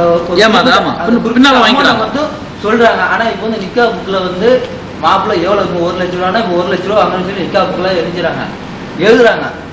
அதே நிக்காதுக்கு அதே நிக்காக்குள்ள இது மாதிரி 1 லட்ச ரூபா மாப்பிள்ள வந்து வாங்கிக்கிறான்னு சொல்லி எழுதிட்டு அதே கத்தீப்பு வந்து இவ்வளவு ரூபா மகர்னு சொல்லி திருமணம் பண்ணி வைக்கிறாங்களா? அப்ப இது கூடுமா? இல்ல இதாவது பொய் சொல்லி ஒரு திருமணம் நடக்குது. சரி, அந்த திருமணத்தை நம்ம கலந்து முடியுமா? திருமணம் வந்து நம்பி வழியாகுமா? இல்ல அதாவது பொய் சொல்லி ஒன்று நடக்குது என்று சொன்னாலும் அந்த பொய்யை வந்து அங்கீகரிப்பதற்காக நீங்கள் செல்லவில்லை. அந்த பொய்யை வந்து உண்மை என்று நியாயப்படுத்துவதற்காக உங்களுடைய எந்த ஒத்துழைப்பையும் நீங்க வந்து செய்யல. நீங்க போவது திருமணம். அப்ப நீங்க உங்களெல்லாம் வந்து விளங்கிக்கிட்டு தான் அவங்க பிளான் பண்ணி பின்னால வாங்குறாங்க. அப்ப தப்பு என்று விளங்கிதான் அவங்க செய்யறாங்க. அப்ப தப்பு என்று விளங்குவதே வந்து தவறை வந்து திருத்திக் கொள்வதற்குரிய முதல் படி. தவறு என்று விளங்குறாங்க பாருங்க சமுதாயம். இது வந்து விளங்குவதற்கு தண்ணி அடிக்கிறான், தவறே இல்லைன்னு தண்ணி அடிக்கிறான், திருடுறவன் நியாயப்படுத்துறான், இவன் திருந்தறதுக்கு லேட் ஆகும். இதை தவறு என்று ஒருத்தன் விளங்குறான் பாருங்க, அது நம்ம விளங்கி வருவதற்கான முதல் படி. அப்ப இந்த எந்த ஒரு கோணத்துல பார்த்தாலும் ஒரு முஸ்லீமுடைய கான்செப்ட், அவனுடைய அந்த நோக்கு என்னவாக இருக்க வேண்டும் என்று சொன்னால், இந்த திருமணத்தில் கலந்து கொண்டால் ஏன் கலந்து கொண்டாய் என்று இறைவன் கேட்பானேயானால் நிச்சயமாக கலந்து கொள்ள கூடாது. இப்படி இறைவன் மறுமையில விசாரிக்கிறது அடிப்படையில் தான் நம்முடைய ஒவ்வொரு அமலும் இருக்குது. நம்முடைய ஒவ்வொரு அமலும் எதை அடிப்படையில் இருக்குன்னு சொன்னா ஆகிறா. மறுமை நம்பிக்கையுடையவர்கள் நாம. ஒரு சின்ன ஒரு விஷயம், விருந்தாளி வீட்டுக்கு வந்து போறாரு, இதை பற்றி எங்கனாச்சும் உங்களுக்கு வலியுறுத்தப்பட்டிருக்க எந்த ஒரு இயக்கத்திலேயோ மார்க்கத்திலேயோ எங்கேயும் கிடையாது. அல்லாஹ்வுடைய தூதர் சொல்றாங்க, மன் கான யூமினு பில்லாஹி வல் யௌமில் ஆகிரா ஃபல் யுக்ரிமு தைஃபஹு, அவனுடைய விருந்தாளியை அவன் கண்ணியப்படுத்தணும். அல்லாஹ்வையும் ஆக்கிரத்தையும் விசுவாசிப்பவனாக இருந்தான். ஏன்னு கேட்டா, அல்லாஹ் எதை சொல்லி இருக்கிறானோ இதெல்லாம் உண்மையா பொய்யான்னு பார்க்கக்கூடிய ஒரே இடம் அந்த ஆகிரா. அந்த மறுமை நாளிலே ஒரு திருமணத்தில் கலந்து கொண்டதற்காக அல்லாஹ் நிற்க வைத்து, இதற்காக உன்னுடைய நன்மையில் இவ்வளவு குறைவு என்றோ, இந்த செயலுக்காக இவ்வளவு தண்டனை என்றோ சொல்லக்கூடிய எதையுமே நாம அறிந்து அதை செய்யக்கூடாது. அப்ப வரதட்சணை வாங்கக்கூடிய திருமணத்தில் ஒரு சராசரி முஸ்லீம் கலந்து கொள்வானே ஆனால் அல்லாஹ் தஆலா ஆகிரத்துல அவரை நிக்க வச்சு, ஏன்பா அந்த திருமணத்துல கலந்துகிட்ட அப்படி என்று கேட்பானா? எனக்கு இருக்கக்கூடிய மார்க்க அறிவுல இதை கேட்க மாட்டான். அப்படிதான் நம்ம விளங்குறோம். நீங்க சொல்ல விரும்புறீங்களா? சொல்லுங்க. அதுக்கு கேட்பான் கேட்க மாட்டேங்கிறது இல்ல. இப்ப அவர் சாட்சி சொல்லுவோம், திருமணத்துக்கு சாட்சிக்கு அவன் உடந்தே ஆகணும்னா அப்படிங்கிறதா இல்ல. சாட்சி நீங்க எங்க உடந்த யாவுறீங்க? நீங்க சாட்சி சொல்லலையா? சாட்சி சொல்ல அவர் சொல்றாரு, சபையோர்களின் சாட்சி அவர் தாங்க சொல்லி எழுதி வச்சிருக்கிறாரு. அஸ்ஸலாமு அலைக்கும். இதை ஒட்டி நம்ம அதாவது மார்க்க அறிஞர்களே தெரிந்து கொண்டு செய்கிறார்கள் என்று நாம் வரதட்சணை விஷயமாக விளங்கியிருக்கிறோம் எல்லாருமே. மார்க்க அறிஞர்கள்ல அதாவது வேலூர் பாக்கியாத் சாலியாத் ஷபீர் அலி அப்படின்னு சொல்லி கேள்விப்பட்டிருக்கீங்களா? அதாவது கேள்விப்பட்டிருக்கீங்களா? ஷபீர் அலி பெரிய அறிஞர். ஷபீர் அலி முதல்வர் தராங்க. இப்போ எங்க முதல்வர் தெரியல, எங்க பேராசிரியர் தெரியல. ஷபீர் அலி சொன்னால இந்த எப்படி சொன்னா, நம்ம 1986 அப்போல்லாம் 86 85 83 இதில் மீலாது விழா, தொடர் மீலாது விழா நடக்கும் பொழுது ஷபீர் அலி அழைக்கணும்னு சொன்னா அப்போ அவருக்கு 3000 ரூபாய். ஷபீர் அலி அழைக்கணும்னு சொன்னா எவ்வளவு அந்த நேரத்தில் அவருக்கு அப்படி அந்த மாதிரியான பெரிய பேச்சாளர், மக்களால் அறியப்பட்ட அதாவது மக்களால் பேரறிஞர், முஸ்லிம்களால் பேரறிஞர் அறியப்பட்டவர். அவர் துபாயில ஈட்டிய கம்பெனியில பேசுறாரு, வரதட்சணை கூடுமா என்ற கேள்வி. அப்ப அவர் என்ன சொல்றாரு, வரதட்சணை கூடும். மார்க்க அறிஞர் சொல்லக்கூடிய வார்த்தை வரதட்சணை. நான் வரதட்சணை ஆராய்ச்சி பேசல, நான் வரதட்சணை ஆராய்ச்சி பேசல, தெளிவா சொல்லிக்கிறேன். மார்க்க அறிஞராக இருக்கக்கூடியவர் மக்களுக்கு சொல்கிறார், மகர் என்பது வேறு, வரதட்சணை என்பது டிமாண்ட். அதாவது ஒரு கொடுக்கல் வாங்கலில் டிமாண்ட், நான் இதை தருகிறேன் நீ இதை தா என்று இரண்டு சாராரும் ஒரு டிமாண்ட் வைத்துக் கொள்கிறார்கள். இவர் ஒரு அறிஞராக இருக்கக்கூடியவர் சொல்லக்கூடிய கருத்து. நாம ஒரு கருத்துல இளம் வயதிலேயே ஒரு கருத்தை விளங்கி கொண்டோம். ஆனா நம்முடைய முன்னோர்கள் எப்படி விளங்கியிருக்கிறார் சொன்னா, மகர்னு கொடுக்குறாங்கல்ல, இந்த மகரை 136 ரூபாய் மகருக்கு என்று சொல்வார்கள். கேள்விப்பட்டிருக்கீங்களா? இந்த 136 எங்க இருந்து வந்தது? நம்ம ஷாபி நம்முடைய முன்னோர்கள்லாம் ஷாபி இமாமை பின்பற்றக்கூடியவர்களாக இருந்ததுனால ஷாபி இமாமுடைய அந்த கருத்து பிரகாரம் 136 தான் அப்படின்னு அவர் விளங்கிக்கிட்டு, அவங்க 136 கொடுக்குறாங்க கொடுக்கலையோ கொடுக்க மாட்டாங்க, எழுதுவாங்க 136 மகருக்குன்னு சொல்லி எழுதுவாங்க. ஏன்னு சொன்னா அதுதான் மார்க்கம் என்று அவர்கள் விளங்கி இருக்கிறார்கள். மார்க்கத்துக்கு விரோதமா செய்யணும் என்ற எண்ணம் இல்லை கிடையாது. அந்த சகோதரர்களுக்கு நல்லா விளங்கிடணும், எப்படி மதுஹபை பின்பற்ற வேண்டும் விளங்கியிருக்கிறார்களோ அது போல என்ன செய்யறாங்க, இதுதான் மார்க்கம் என்று விளங்கியிருக்கிறார்கள். அதனாலதான் என்ன செய்யறாங்கன்னா 136 மகருக்கு எழுதுறாங்க. அதை விளங்கிடணும். அந்த மகரை கூட நம்ம ஊர்ல கடந்த காலங்களில் தெரிஞ்சிருப்பது தெரியாது, சண்டை வரும் மாப்பிள்ளைக்கு முன்னுக்கும், நான் மகரை கட்டுறோம் பாரு, கணவனுக்கு மனக்கும் சண்டை வந்தா நான் மகரை கட்டிடுவேன் சொல்லுவார். கேள்விப்பட்டிருக்கலாம்? இன்னும் சொல்ல தமிழ்நாட்டில் நம்ம பேச தாலிக்கு ஒரு சொல்லுவாங்க தெரியுமா, தாலிக்கு ஒரு எழுதுறாங்க தெரியுமா, கேள்விப்பட்டிருக்கலாம்? இதெல்லாம் என்னன்னா தலாக்கான கொடுக்க வேண்டியதுதான் மகர் என்று விளங்கியிருக்கிறார்கள். தவறான விளக்கம், இஸ்லாத்திற்கு விரோதமாக செய்ய வேண்டும் என்பது அல்ல. நீ இன்றைய இளைஞர்கள், இங்க இருக்கக்கூடிய இளைஞர்கள் எல்லாம் இந்த திருமணம் சம்பந்தமாக, வரதட்சணை சம்பந்தமாக, மகர் சம்பந்தமாக தெளிவான விளக்கத்தோடு இருக்கிறீர்கள். ஆனா அந்த மக்கள் தெளிவு என்ன செய்யணும்னா தவறாக விளக்கி இருக்கிறார்கள். எப்படி மார்க்க அறிஞராக விளக்கப்பட்டிருக்கிறார்கள். அதுதான் ஒரு ஷபீர் அலி உதாரணம். நிறைய ஆளுங்களை சொல்லலாம், ஏன்னா ஷபீர் அலி தான் ரொம்ப பெரியவராக கருதப்படுறாரு. அவர் சொல்றாரு வாங்கலாம், இன்ஷா அல்லாஹ் செய்ய முடியும், நீங்க பேசிருக்க மாட்டான்னு சொல்லிக்கணும், நான் செய்யலாம் இன்ஷா அல்லாஹ். ஈமான் சங்கத்தில் நடந்த நிகழ்ச்சி மீலாதுல்லாஹ் வந்தாரு, அது 1987 88 இருக்கும். அது நம்ம சமூகம் ஷபீர் அலி பேசினது என்ன துபாயில பேசினா சொல்லுவாங்க. அவர் பேசுறாரு வரதட்சணை கூடும் என்று பேசுறாரு. அப்ப பெரிய அறிஞராக இருக்கக்கூடியவர் சொல்லக்கூடியதுதான் செய்வாங்க மக்கள், பாமர மக்கள் செய்வாங்க, அவர் மதிக்கக்கூடியவங்க அதான் மாத்தணும். ஆமா, மக்கள் நம்புவாங்க. மக்கள் என்ன நினைக்கிறாங்கன்னா மகர் என்பது வேறு. அவர் சொல்றாரு மகர் என்பது வேறு, வரதட்சணை என்பது வேறு. அல்லாஹ் வரதட்சணை கொடுக்க தடை செய்கிறான் அவர் கேட்கிறாரு. அப்போ அந்த மக்கள் என்ன செய்வாங்க? இரண்டு அறிஞர்கள் சொல்றாங்கன்னா நாம சிந்திக்க ஆற்றல் போட்டிருக்கிறோம். எந்த பெரும்பாலான மக்கள் அறிஞர்களை பின்பற்றக்கூடியவங்க தான் இருக்கிறாங்க. அதான் அல்லாஹ் குர்ஆன் என்ன சொல்றோம்னா, நரகத்தில் கிடக்கும் பொழுது இவன் தான் என்ன வழிகெடுத்தான், அவனுக்கு 2 மணிக்கு கொடுக்குன்னு சொல்லு ஆயத்து இல்லையா? அப்ப அறிஞர்கள் வழிகெடுக்கப்பட்டவர்கள் தான் இப்ப சொல்றேன். அதே மாதிரி தான் இந்த மகர் அடிச்சாங்கன்னா, நான் தாலி கவர் கட்டிடுவேன், நான் மகரை கட்டிடுவேன், சண்டை வந்தான்னா என்ன அர்த்தம்? மகரை கட்டினால தலாக்கு என்ன நினைக்கிறாங்கன்னா தலாக்கு சொல்லும் போது கொடுக்கப்பட வேண்டிய பணம் என்று விளக்கி இருக்கிறனால தான் அவர் எழுதக்கூடிய ஹதீபும், அது ஹதீபா இருந்தாலும் சரி, அது ஆலிம்சாவா இருந்தாலும் சரி. ஆலிம்சா என்ன பெரிய ஆளு என்னன்னு அர்த்தம்? நம்ம சொல்லிக்கிறோம் ஆலிம்சா சொல்லி இருக்கிற நம்ம எல்லாரும் ஆலிம் அறிஞர்னு அர்த்தம். நமக்கெல்லாம் ஒரு விஷயத்தில் அறிவு இருக்கா இல்லையா? நம்ம எல்லாம் அறிஞர்கள் தான். அங்க 7 வருஷம் படிச்சிருந்தோம் அறிஞர்கள் நம்ம நினைச்சு விளக்கிட்டு இருக்கோம், சொல்லிட்டு இருக்கோம். அது இடுகுறி பேரா வச்சுக்கிடுவோம். அது இடுகுறி பேர் தான் ஒழிய அறிஞர்கள் இல்லை. ஆனா என்ன சொல்றது, தவறாக விளக்கி கொண்டு தான் நினைச்சாங்கன்னா 136 மகருக்கு நினைச்சாங்க எழுதுறாங்க. இந்த மகர் என்ற வார்த்தை அங்க பணம் கட்டுறதுல நம்ம இப்போ கட்ட கூட வந்துருக்கும். நம்ம பேசி பேசி 136 வைக்க வந்து நிலைமை வந்தாங்க. 136 என்ன செய்வாங்கன்னா தலாக்காக வந்து கொடுப்பாங்க. அதை செத்து இறந்து வச்சுக்கோங்க, அன்னைக்கு திருப்பம் இறந்த அன்னைக்கு கொடுப்பாங்க. அப்ப என்ன அர்த்தம்? அவர்கள் மார்க்கத்தை தவறாக விளங்கி இருக்கிறார்கள். தவறாக விளங்கியவர்களை அவர்கள் விளக்க வேண்டிய கடமை கிடையாது. நம்ம நினைச்சிருவோம் நாம விளங்குதான் இன்னைக்கு மாறி இருக்கிறோம், நாம விளங்குதான் மாறி இருக்கிறோம். விளங்காத நம்ம மாறி இருப்போமா? நமக்கு எப்போ விளக்க ஏற்பட்டுச்சு? இன்னும் சொல்ல போறாங்க, என்னுடைய திருமணத்துல 4 குதிரை திருமணம் எல்லாரும் மேலப்பாளையமா திரண்டு நைட்ல 9 மணிக்கு ஆரம்பிச்சு விடிய காலம் 3 மணிக்கு தானே செஞ்சது, 5 மணிக்கு தான் ஊர்வலம் முடிஞ்சது. அவ்வளவு பெரிய ஊர்வலம் நடத்தணும். ஆனா அப்ப நான் மகர் மட்டும் என்ன செஞ்சேன்? விளங்கி இருந்ததுனால 500 ரூபாய் மகரை கொடுத்தேன். 500 ரூபாய் மகர் நான் கொடுத்தேன்னு சொன்னா ஊர்வலத்தை விளங்கல. ஊர்வலத்தை எப்படி சொல்லியிருந்தாங்க?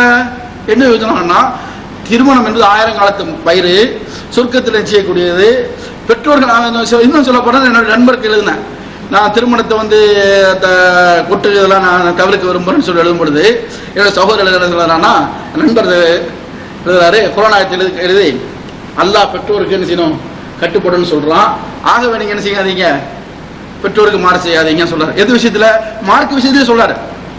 என்னுடைய திருமணத்துல இந்த மாதிரி நான் கொட்டடிக்க விரும்பல, இந்த மாதிரி ஆடம்பங்களை செய்ய விரும்பல அப்படின்னு சொல்லும் பொழுது எனக்கு அறிவுரைத்த அறிஞர், அவருக்கு 7 ஆண்டுகள் கல்வி பண்றவர் தான் எனக்கு செய்றாரு. அப்ப நான் என்ன செய்யறேன், அந்த இடத்துல அறிவு பிரகாரம் அந்த மார்க் அறிஞர் சொல்ல ஏற்று என்ன செய்தேன், செயல்பட்டேன். ஆனா மார்க் ரீதியா தவறு. அப்ப ஏன்னா அல்லாஹ் என்ன செய்ய குற்றம் முடிக்க மாட்டேன்னு சொன்னா நான் அதை மார்க்கம் என்று விளங்கிட்டேன், அல்லாஹ்வுடைய கட்டளை என்று விளங்கிட்டேன். இது மாதிரி அந்த மக்கள் இருக்கிறாங்க. இதை நம்ம என்ன செய்யணும், டிஃபரன்ஸ் விளங்கிடணும். ஆமா, அரபு நாட்டுக்கு சம்பாதிக்க வரோம்ல, இதை ஹிஜ்ரத் சொன்னாங்க. இன்னைக்கு சொல்லிதான் இருக்கிறாங்க. அப்ப அது ஹிஜ்ரத்தான வந்திருக்கிறது.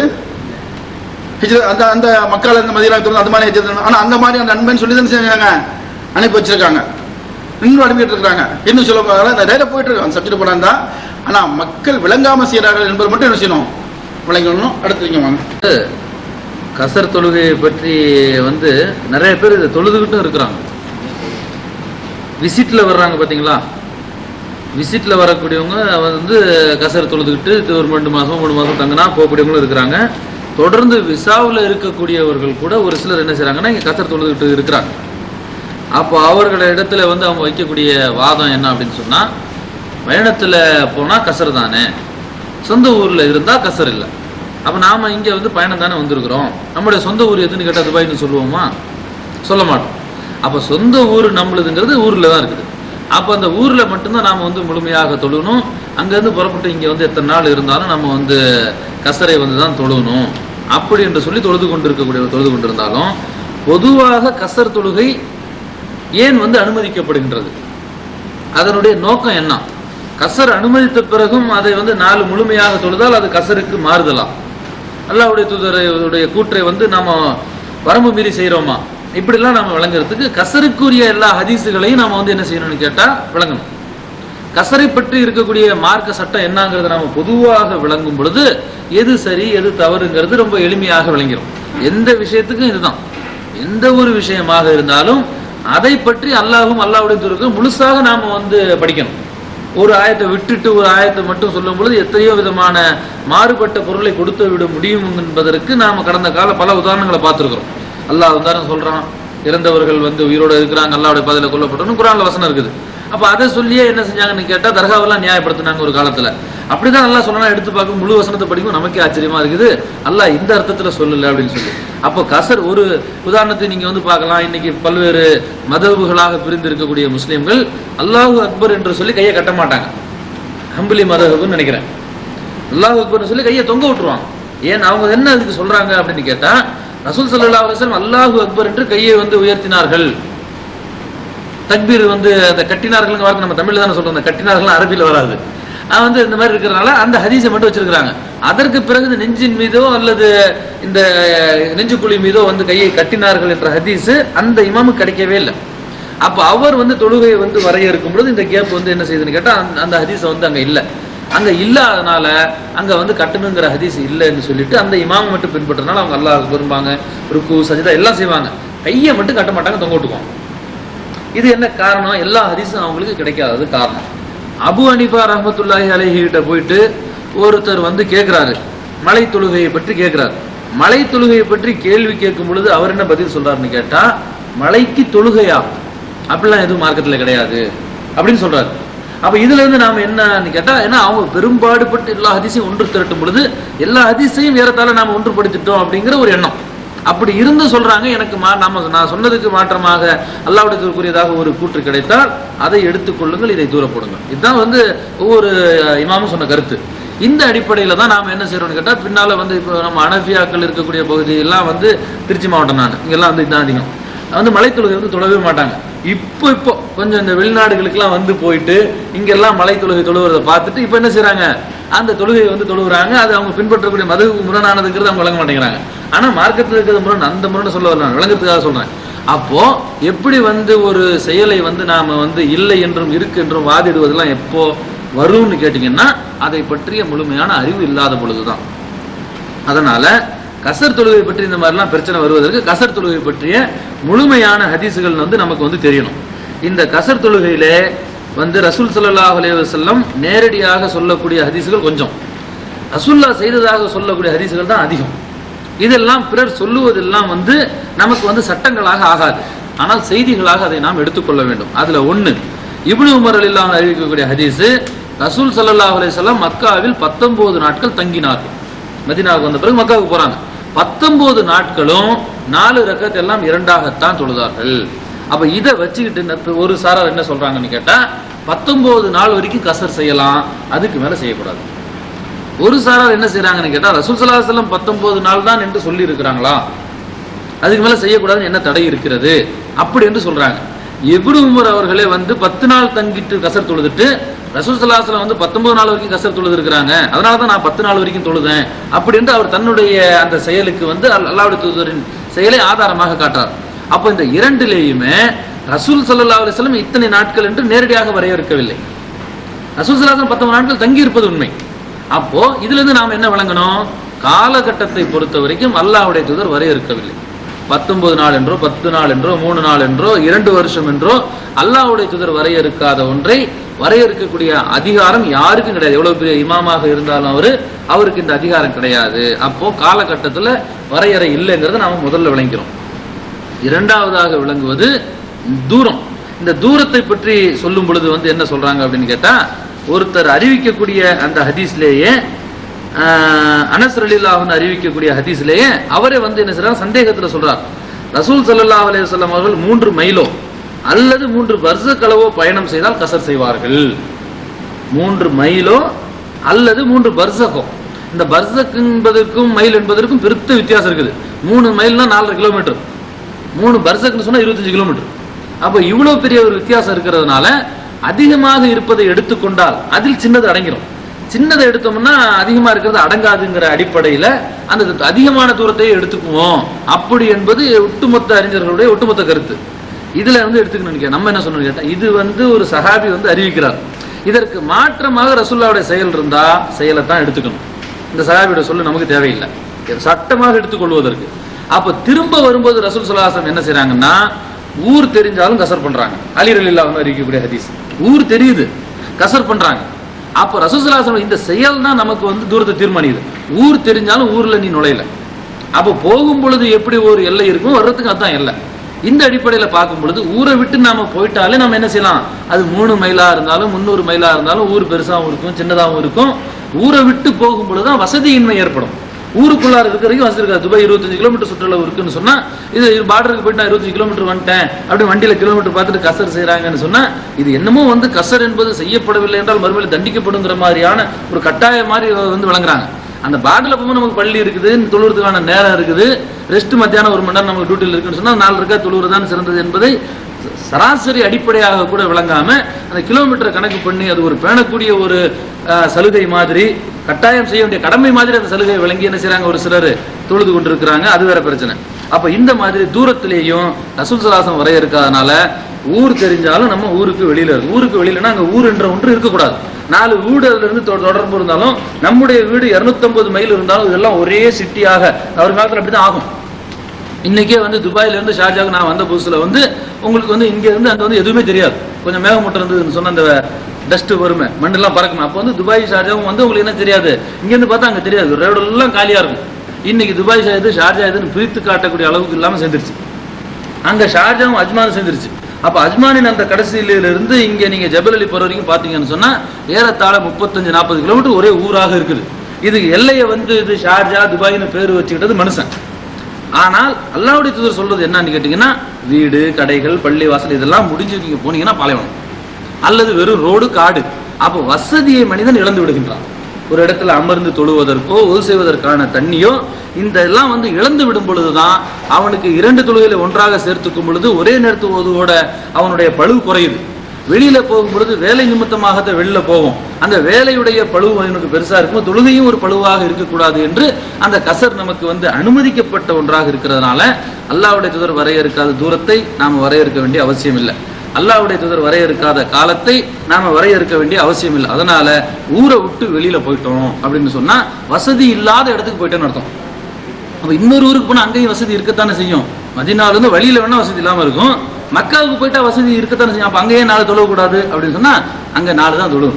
இந்த பயணத்துல போகும்போதெல்லாம் உங்களுக்கு 2 தொழும் பொழுது ஆயிஷா ரலியல்லாஹு அன்ஹா என்ன செய்யறாங்க அப்படின்னு கேட்டா, மதீனாவுக்குள்ள இருந்து என்ன செய்யறாங்க, புறப்பட்டு உம்ரா செய்யறதுக்கு வர்றாங்க. இந்த உம்ரா செய்ய வரும் பொழுது ஆயிஷா ரலியல்லாஹு அன்ஹா சொல்றாங்க, மதீனாவிலிருந்து மக்கா நோக்கி உம்ரா செய்ய புறப்பட்டோம். புறப்பட்டு சென்று மக்காவை அடைந்த பொழுது அல்லாஹ்வுடைய தூதரே, எனது தாயும் தந்தையும் உங்களுக்கு அர்ப்பணமாகட்டும், நீங்கள் கசர் செய்கின்றீர்கள், நானும் முழுமையாக தொழுகின்றேன், நீங்கள் நோன்பு நோக்கவில்லை, நானும் நோன்பு நோக்கின்றேன் என்று நான் அல்லாஹ்வுடைய தூதரிடம் கேட்டேன். யார் சொல்றது? ஆயிஷா ரலியல்லாஹு அன்ஹா கேட்கிறாங்க. அப்ப ரசூல் ஸல்லல்லாஹு அலைஹி வஸல்லம் சொல்றாங்க, ஆயிஷாவே சரியாக செய்தீர். ரசூலுல்லாஹ் என்ன சொல்றாங்க, நானே நோன்பு நோக்கல, நான் அல்லாஹ்வுடைய தூதர், நீ ஏன் நோற்றேன்னு கேட்கல, நானே 2 தொழுகிறேன், நீ எப்படி வரம்பு மீறலான்னு கேட்கல, ஆயிஷாவே சரியாக செய்தீர் என்று அல்லாஹ்வுடைய தூதர் சொல்லக்கூடிய ஹதீஸ் நஸஈல பதிவு செய்யப்பட்டிருக்கு. அப்ப இதுல இருந்து நமக்கு என்ன தெரியுதுன்னு கேட்டா, பெண்ணாக இருக்கக்கூடியவர்களுக்கு அந்த பயணத்துல போனாலும் அந்த வாகனத்தை ஓட்டக்கூடிய இந்த மாதிரியான சிரமங்களை பெண்களுக்கு தரமாட்டோம், அந்த பொறுப்பை நம்ம எடுத்துக்குவோம். அப்ப இந்த மாதிரி சிரமமான ஒரு பயணத்துல நான் 2 தொழுதுக்கிறேன், என்னுடைய மனைவிக்கு எல்லாம் ராகத்து இருக்கும்போது அவங்க 4 தொழுது போட்டோம். ரசூலுல்லாஹ் அப்படிதான் அனுமதிச்சிருக்காங்க. நோன்பு வச்சிருக்காங்க. ரசூலுல்லாஹ் அங்க போனா அவர்களுக்கு பல வேலைகள் இருக்கும், இங்க அலைவாங்க, சிரமம் ஏற்பட்டு விடக்கூடாது. அதுவும் இல்லாம அந்த ஒரு சலுகை என்பது தூதர் மூலம் தான் நமக்கு கிடைக்கணும். இதுக்கு பல ஆதாரங்கள் நமக்கு இருக்குது. பத்ரு போர், போருக்காக போகும்பொழுது நோன்பு நோக்கணும், அது ரமலான் மாசம். போருக்காக பயணம் போனாலே நோன்புல இருந்து விடுபடுவதற்கு தெளிவான ஆயத்துக்கள் இருக்கிறது. இதை பற்றி சொல்லும் பொழுது என்ன செய்யறாங்க சகாபாக்கள் சொல்றாங்க, நாங்கள் அல்லாஹ்வுடைய தூதரோடு ஒரு பயணம் புறப்பட்டோம், அதில் நாங்கள் ஒரு சிலர் நோன்பு நோற்றோம், ஒரு சிலர் நோன்பு நோக்கவில்லை. நோன்பு நோக்காமல் இருப்பதற்கு தெளிவாக குர்ஆன்ல ஆதாரம் இருக்குது, ஆனால் நோன்பு நோற்றுக்கிறாங்க. அப்போ நாம என்ன செய்யலன்னு கேட்டா, நோற்றவர்களை பார்த்து ஏன் நோற்றீர்கள் என்றோம், நோற்காதவர்களை பார்த்து நோற்றவர்களாகிய நாங்கள் நீங்கள் ஏன் நோக்கவில்லை என்றோ ஒருத்தரை ஒருத்தர் கேட்டுக்கொள்ளவில்லை. சரி, இதுல தான் ரசூலுல்லாஹ் சம்பந்தப்படல, சகாபாக்கள் தானே பேசுகிறாங்கன்னு சொன்னா இது ரசூலுல்லாஹ்வுக்கு நல்லாவே தெரியும். நான் எப்படி சொல்றது, இப்படி போயிட்டு இருக்கும் பொழுது திடீர்னு ஒருத்தர் மயக்கம் போட்டு விழுந்துறார். நோன்பு வச்சுட்டு என்ன செய்யறாருன்னா மயக்கம் போட்டு விழுந்துறார். அவருக்கு மக்கள் காற்று வீசுவதும் நிழல் அமைப்பதுமாக செய்து கொண்டு இருக்கும் பொழுது அல்லாஹ்வுடைய சொன்னாங்க, இதெல்லாம் தேவையா, உட சொல்லி அனுமதி இருக்குல்ல, விட்டு தொலைக்க வேண்டியது, ஏன் வச்சுக்கிட்டு கஷ்டப்படுற அப்படி என்ற குணத்தில் அல்லாஹ்வுடைய தூதர் ஒரே ஒரு சொன்னா, இதெல்லாம் தேவையா. அப்போ 2 தொழுவது என்பது உங்களுக்கு அளிக்கப்பட்ட ஒரு சலுகை. ரமலான் மாதத்தில் எப்படி பயணத்தில் நோன்பை விட்டு விடலாம் என்ற சலுகையை போன்றோம். இது வந்து நோன்பை விட்டுட்டா பின்னால நோக்கணும், கசர் செஞ்சுட்டா மறுபடியும் தொழ மாட்டோம் அந்த இதை. அந்த மாதிரி ரசூல் ஸல்லல்லாஹு அலைஹி வஸல்லம் அந்த அனுமதி இருக்கும் பொழுது தாங்கள் 2 தொழுது வந்தாலும், நோன்பை நோக்காதவராக அந்த பயணத்தை மேற்கொண்டிருந்தாலும், அதே இந்த காலகட்டத்தில் நோன்பு நோற்று 4 முழுமையாக தொழக்கூடிய ஆயிஷா ரலியல்லாஹு அன்ஹா அவர்களை சரியாக செய்தீர் என்று அல்லாஹ்வுடைய தூதர் சொல்லுகிறார்கள் என்று சொன்னால், அதற்கு வாய்ப்பு இருக்கக்கூடியவர்கள் முழுமையாக செய்வதுதான் சரியாக செய்தல் என்பதை நாம் விளங்கிக் கொள்ளும் பொழுது இதில் என்ன ஒரு பெருத்த வேறுபாடு இருக்குது? மக்காவுக்கு போறோம், அது பயணம் இல்லையா? பயணம் தான். மக்காவில் போய் தொழும் பொழுது 2 தொழுதா 2 லட்சம் நன்மை, 4 தொழுதா 4 லட்சம் நன்மை. அப்ப நாம என்ன செய்வோம்? ஜமாத்தோடு தொழும்போது 4 தொழுவோம். பெரும்பாலும் மக்காவுக்கு போறது பயணம் தான். இதெல்லாம் வந்து வாதாட மக்காவுக்கு போகும்போது என்ன செய்வாங்க? முழுசா தொழுவாங்க. ஏன்னா நாளுக்கு தான் முழுமையான நன்மை நினைக்கிறாங்க. இதை வந்து ஆயிஷா இன்னொரு இடத்துல சொன்னாங்க, ஆரம்பத்தில் தொழுகை என்பது 2 இருந்தது, பிறகு அது 4 வந்து அல்லாஹ் தஆலாவால் என்ன செய்யப்பட்டது? மாற்றம் கொண்டு வரப்பட்டும் பயண தொழுகை என்பது 2 நீடிக்கின்றது. அப்ப அந்த 2 என்பதிலே வந்து ஒருவர் வந்து அதுக்குத்தான் வாய்ப்புன்னு தொழுதா 4 எப்படி ஒருவர் தொழுகிறாரோ அதற்குரிய நன்மை கிடைக்கும். ரமலான் மாசத்துல நான் நோன்பு நோக்குறேன், நீங்க பயணம் போறதுக்காக நோன்பு விட்டுறீங்க, பிற்காலத்தில் அந்த ஒரு நோன்பு நோக்குறீங்க, உங்களுக்கு எப்படி எனக்கு எப்படி 30 நோன்புக்கு நன்மை கிடைக்குமோ அதே மாதிரி உங்களுக்கு என்ன செய்யும்? 30 நோன்புகளுக்குரிய 30ஓ 29ஓ அந்த நன்மைகள் வந்து உங்களுக்கு கிடைக்கும். அதனால கசர் தொழுகை என்பதே வந்து அல்லாஹ்வும் அல்லாஹ்வுடைய தூதரும் வரையறுக்காத தூரத்தை, வரையறுக்காத காலத்தை நாம் வரையறுக்க கூடாது. கசர் தொழுவதுதான் இந்த பயணத்துல எனக்கு என்னால முடியும் அப்படின்னு சொன்னா நான் கசர் தொழுதுக்க வேண்டியது. முழுமையாக தொழுவதற்கான வாய்ப்பும் வசதியும் இருக்கும் பொழுது முழுமையாக தொழுவதைத்தான் அல்லாஹ்வுடைய தூதர் சரியாக செய்தீர் என்று சொல்லக்கூடிய ஹதீஸ்ல இருந்து நமக்கு என்ன விளங்குதுன்னு கேட்டா, இன்னைக்கு நம்ம ரொம்ப ராகத்தா இருக்கிறோம். நமக்கு பாஸ்போர்ட்ல இக்காமா அடிச்சுட்டான். இக்காமா என்று சொன்னாலே என்ன சொல்றது? தங்குதல். இங்க வந்து நீங்க இருப்பதற்கான அந்த இது 2 ஆண்டுகளுக்கு உங்களுக்கு அனுபவிக்கக்கூடிய இந்த ஊர்ல இருக்கக்கூடிய குடியேற்றத்தை வந்து அங்க அனுபவிச்சுட்டாங்க. அப்ப நாம இங்கதான் குடியிருக்கிறோம். அப்ப குடியிருத்தல் என்பது ஒரே இடம் என்று நாம சொல்ல முடியாது. மக்காவிலே ரசூல் ஸல்லல்லாஹு அலைஹி வஸல்லம் வந்து குடியிருந்து மதீனாவுக்கு பயணம் போயிருந்தாங்கன்னா மதீனாவுல போய் அவங்க என்ன செய்யணும்? செட்டில் ஆயிடுறாங்க. செட்டில் ஆயிட்டா மக்காவுக்கு போனா சொந்த ஊர் தானே, சொந்த ஊர்ல 4 தானே சொல்லணும். ரசூலுல்லாஹ் சொந்த ஊர் எதுங்க? மக்கா தான். ஆனாலும் மதீனாவுக்கு போய் இனிமே இங்கதான் நம்ம தங்க போறோம் ஆயிடுச்சு. மக்காவுக்கு ரொம்ப கசர் செய்றாங்க. அப்படின்னு நீங்க கணக்கு பாத்தீங்கன்னா இங்கதான் அதிக நாள் தங்குறீங்க, ஊருக்கு போகும்போது தான் கசர் தொழுணும். நம்ம கணக்கு பார்த்தோம்னா ஊர்ல தான் என்ன செய்யறோம்? 15 நாள் லீவ்லையும் 1 மாசத்து லீவ்லையும் போறோம். அப்ப நாம வந்து எப்படி விளங்கணும்னு கேட்டா, பயணமும் அந்த சிரமமும் நமக்கு இருக்கும் போதெல்லாம் அந்த பயணத்தில் மட்டும் 2 என்ற சலுகையை நாம் பயன்படுத்திக் கொள்வதற்கு மார்க்கத்தில் கொடுக்கப்பட்ட ஒரு அனுமதி. அந்த நேரத்திலும் நமக்கு நல்ல ஒரு நிம்மதியான இடமும் வசதியும் இருக்கும் பொழுது 4 தொழுவதைத்தான் ரசூலுல்லாஹி ஸல்லல்லாஹு அலைஹி வஸல்லம் சரியாக செய்தீர் என்று சொல்லுகின்றார்கள். அதை தொழுதவருக்கும் இதை தொழுதவருக்கும் அல்லாஹ் தஆலா வந்து குற்றம் பிடிக்க மாட்டான். அனுமதியை வாய்ப்புள்ளவங்க பயன்படுத்திக் கொள்வதற்கு என்பதற்கு தான் அந்த நோன்பை விட்டவர்கள் நோற்றவர்களை விசாரிப்பதில்லை, ஏன்னு கேட்கல. அதே மாதிரி வந்து சிரமப்பட்டு வந்து அவங்க செய்யும் பொழுது ரசூலுல்லாஹ் அதையும் கண்டிக்கிறாங்க. அப்ப இந்த அடிப்படையில் நாம விளங்கிக்கிட்டோம்னு சொன்னா எந்த ஒரு இதுவும் முரண்பாடு இல்லை அப்படின்னு விளங்குறோம். நாங்க இன்ஷா அல்லாஹ் இது இன்னும் உங்களுக்கு வந்து விளங்கல அப்படின்னு சந்தேகம் தான் கேட்டுக்கோங்க. அந்த நேரத்துக்கு போகும்போது ஒரு 2 அரபி, ஒரு ஆள் இமாமாட்டு இன்னொரு ஆள் பின்னால சொல்லிட்டு இருந்தாரு. அப்ப நான் அந்த நேரத்துக்கு ஒவ்வொருத்தராக நினைச்சிட்டு போனேன். பின்னா போய் அவர் பின்னால தட்டிட்டு அவர் பின்னால வந்துட்டு 4வது தொழுதுட்டு இருந்தேன். தொழுது 2 ரகா தொழுத அவர் சலாம் வாங்கிட்டார். சரி. அப்ப நான் என்ன நினைச்சேன், அப்ப ஏற்கனவே 2 முடிஞ்சு போச்சு. அப்ப 2 நம்ம தொழுது 2வது 2 ரகா தொழுதுட்டு நான் 2வது 2 ரகா தொழும்போது அவர் 2வது தாமதம் சொல்றாரு. 2வது தாமதம் சொல்லி அது போல அந்த ஆளு பின்னாடி பக்கத்துல நின்று தொழுகிறாரு. அப்ப 4 2 ரகா தொழுது சலாம் வாங்கிட்டு அதுக்கப்புறம் சும்மா தொழுதுட்டு வந்தேன். பக்கத்துல இருக்க ஆள்கிட்ட கேட்டேன், இது எப்படி என்ன கேட்கும்போது அவங்களுக்கு யாருக்கும் சரியான பதில் தெரியல. அப்போ வந்து என்ன கேட்கும்போது இவர்கிட்ட அடிப்பாட்டை கேட்ட இந்த மாதிரி, அப்ப அதுதான் கசர் தொழுகா அப்படின்னாரு.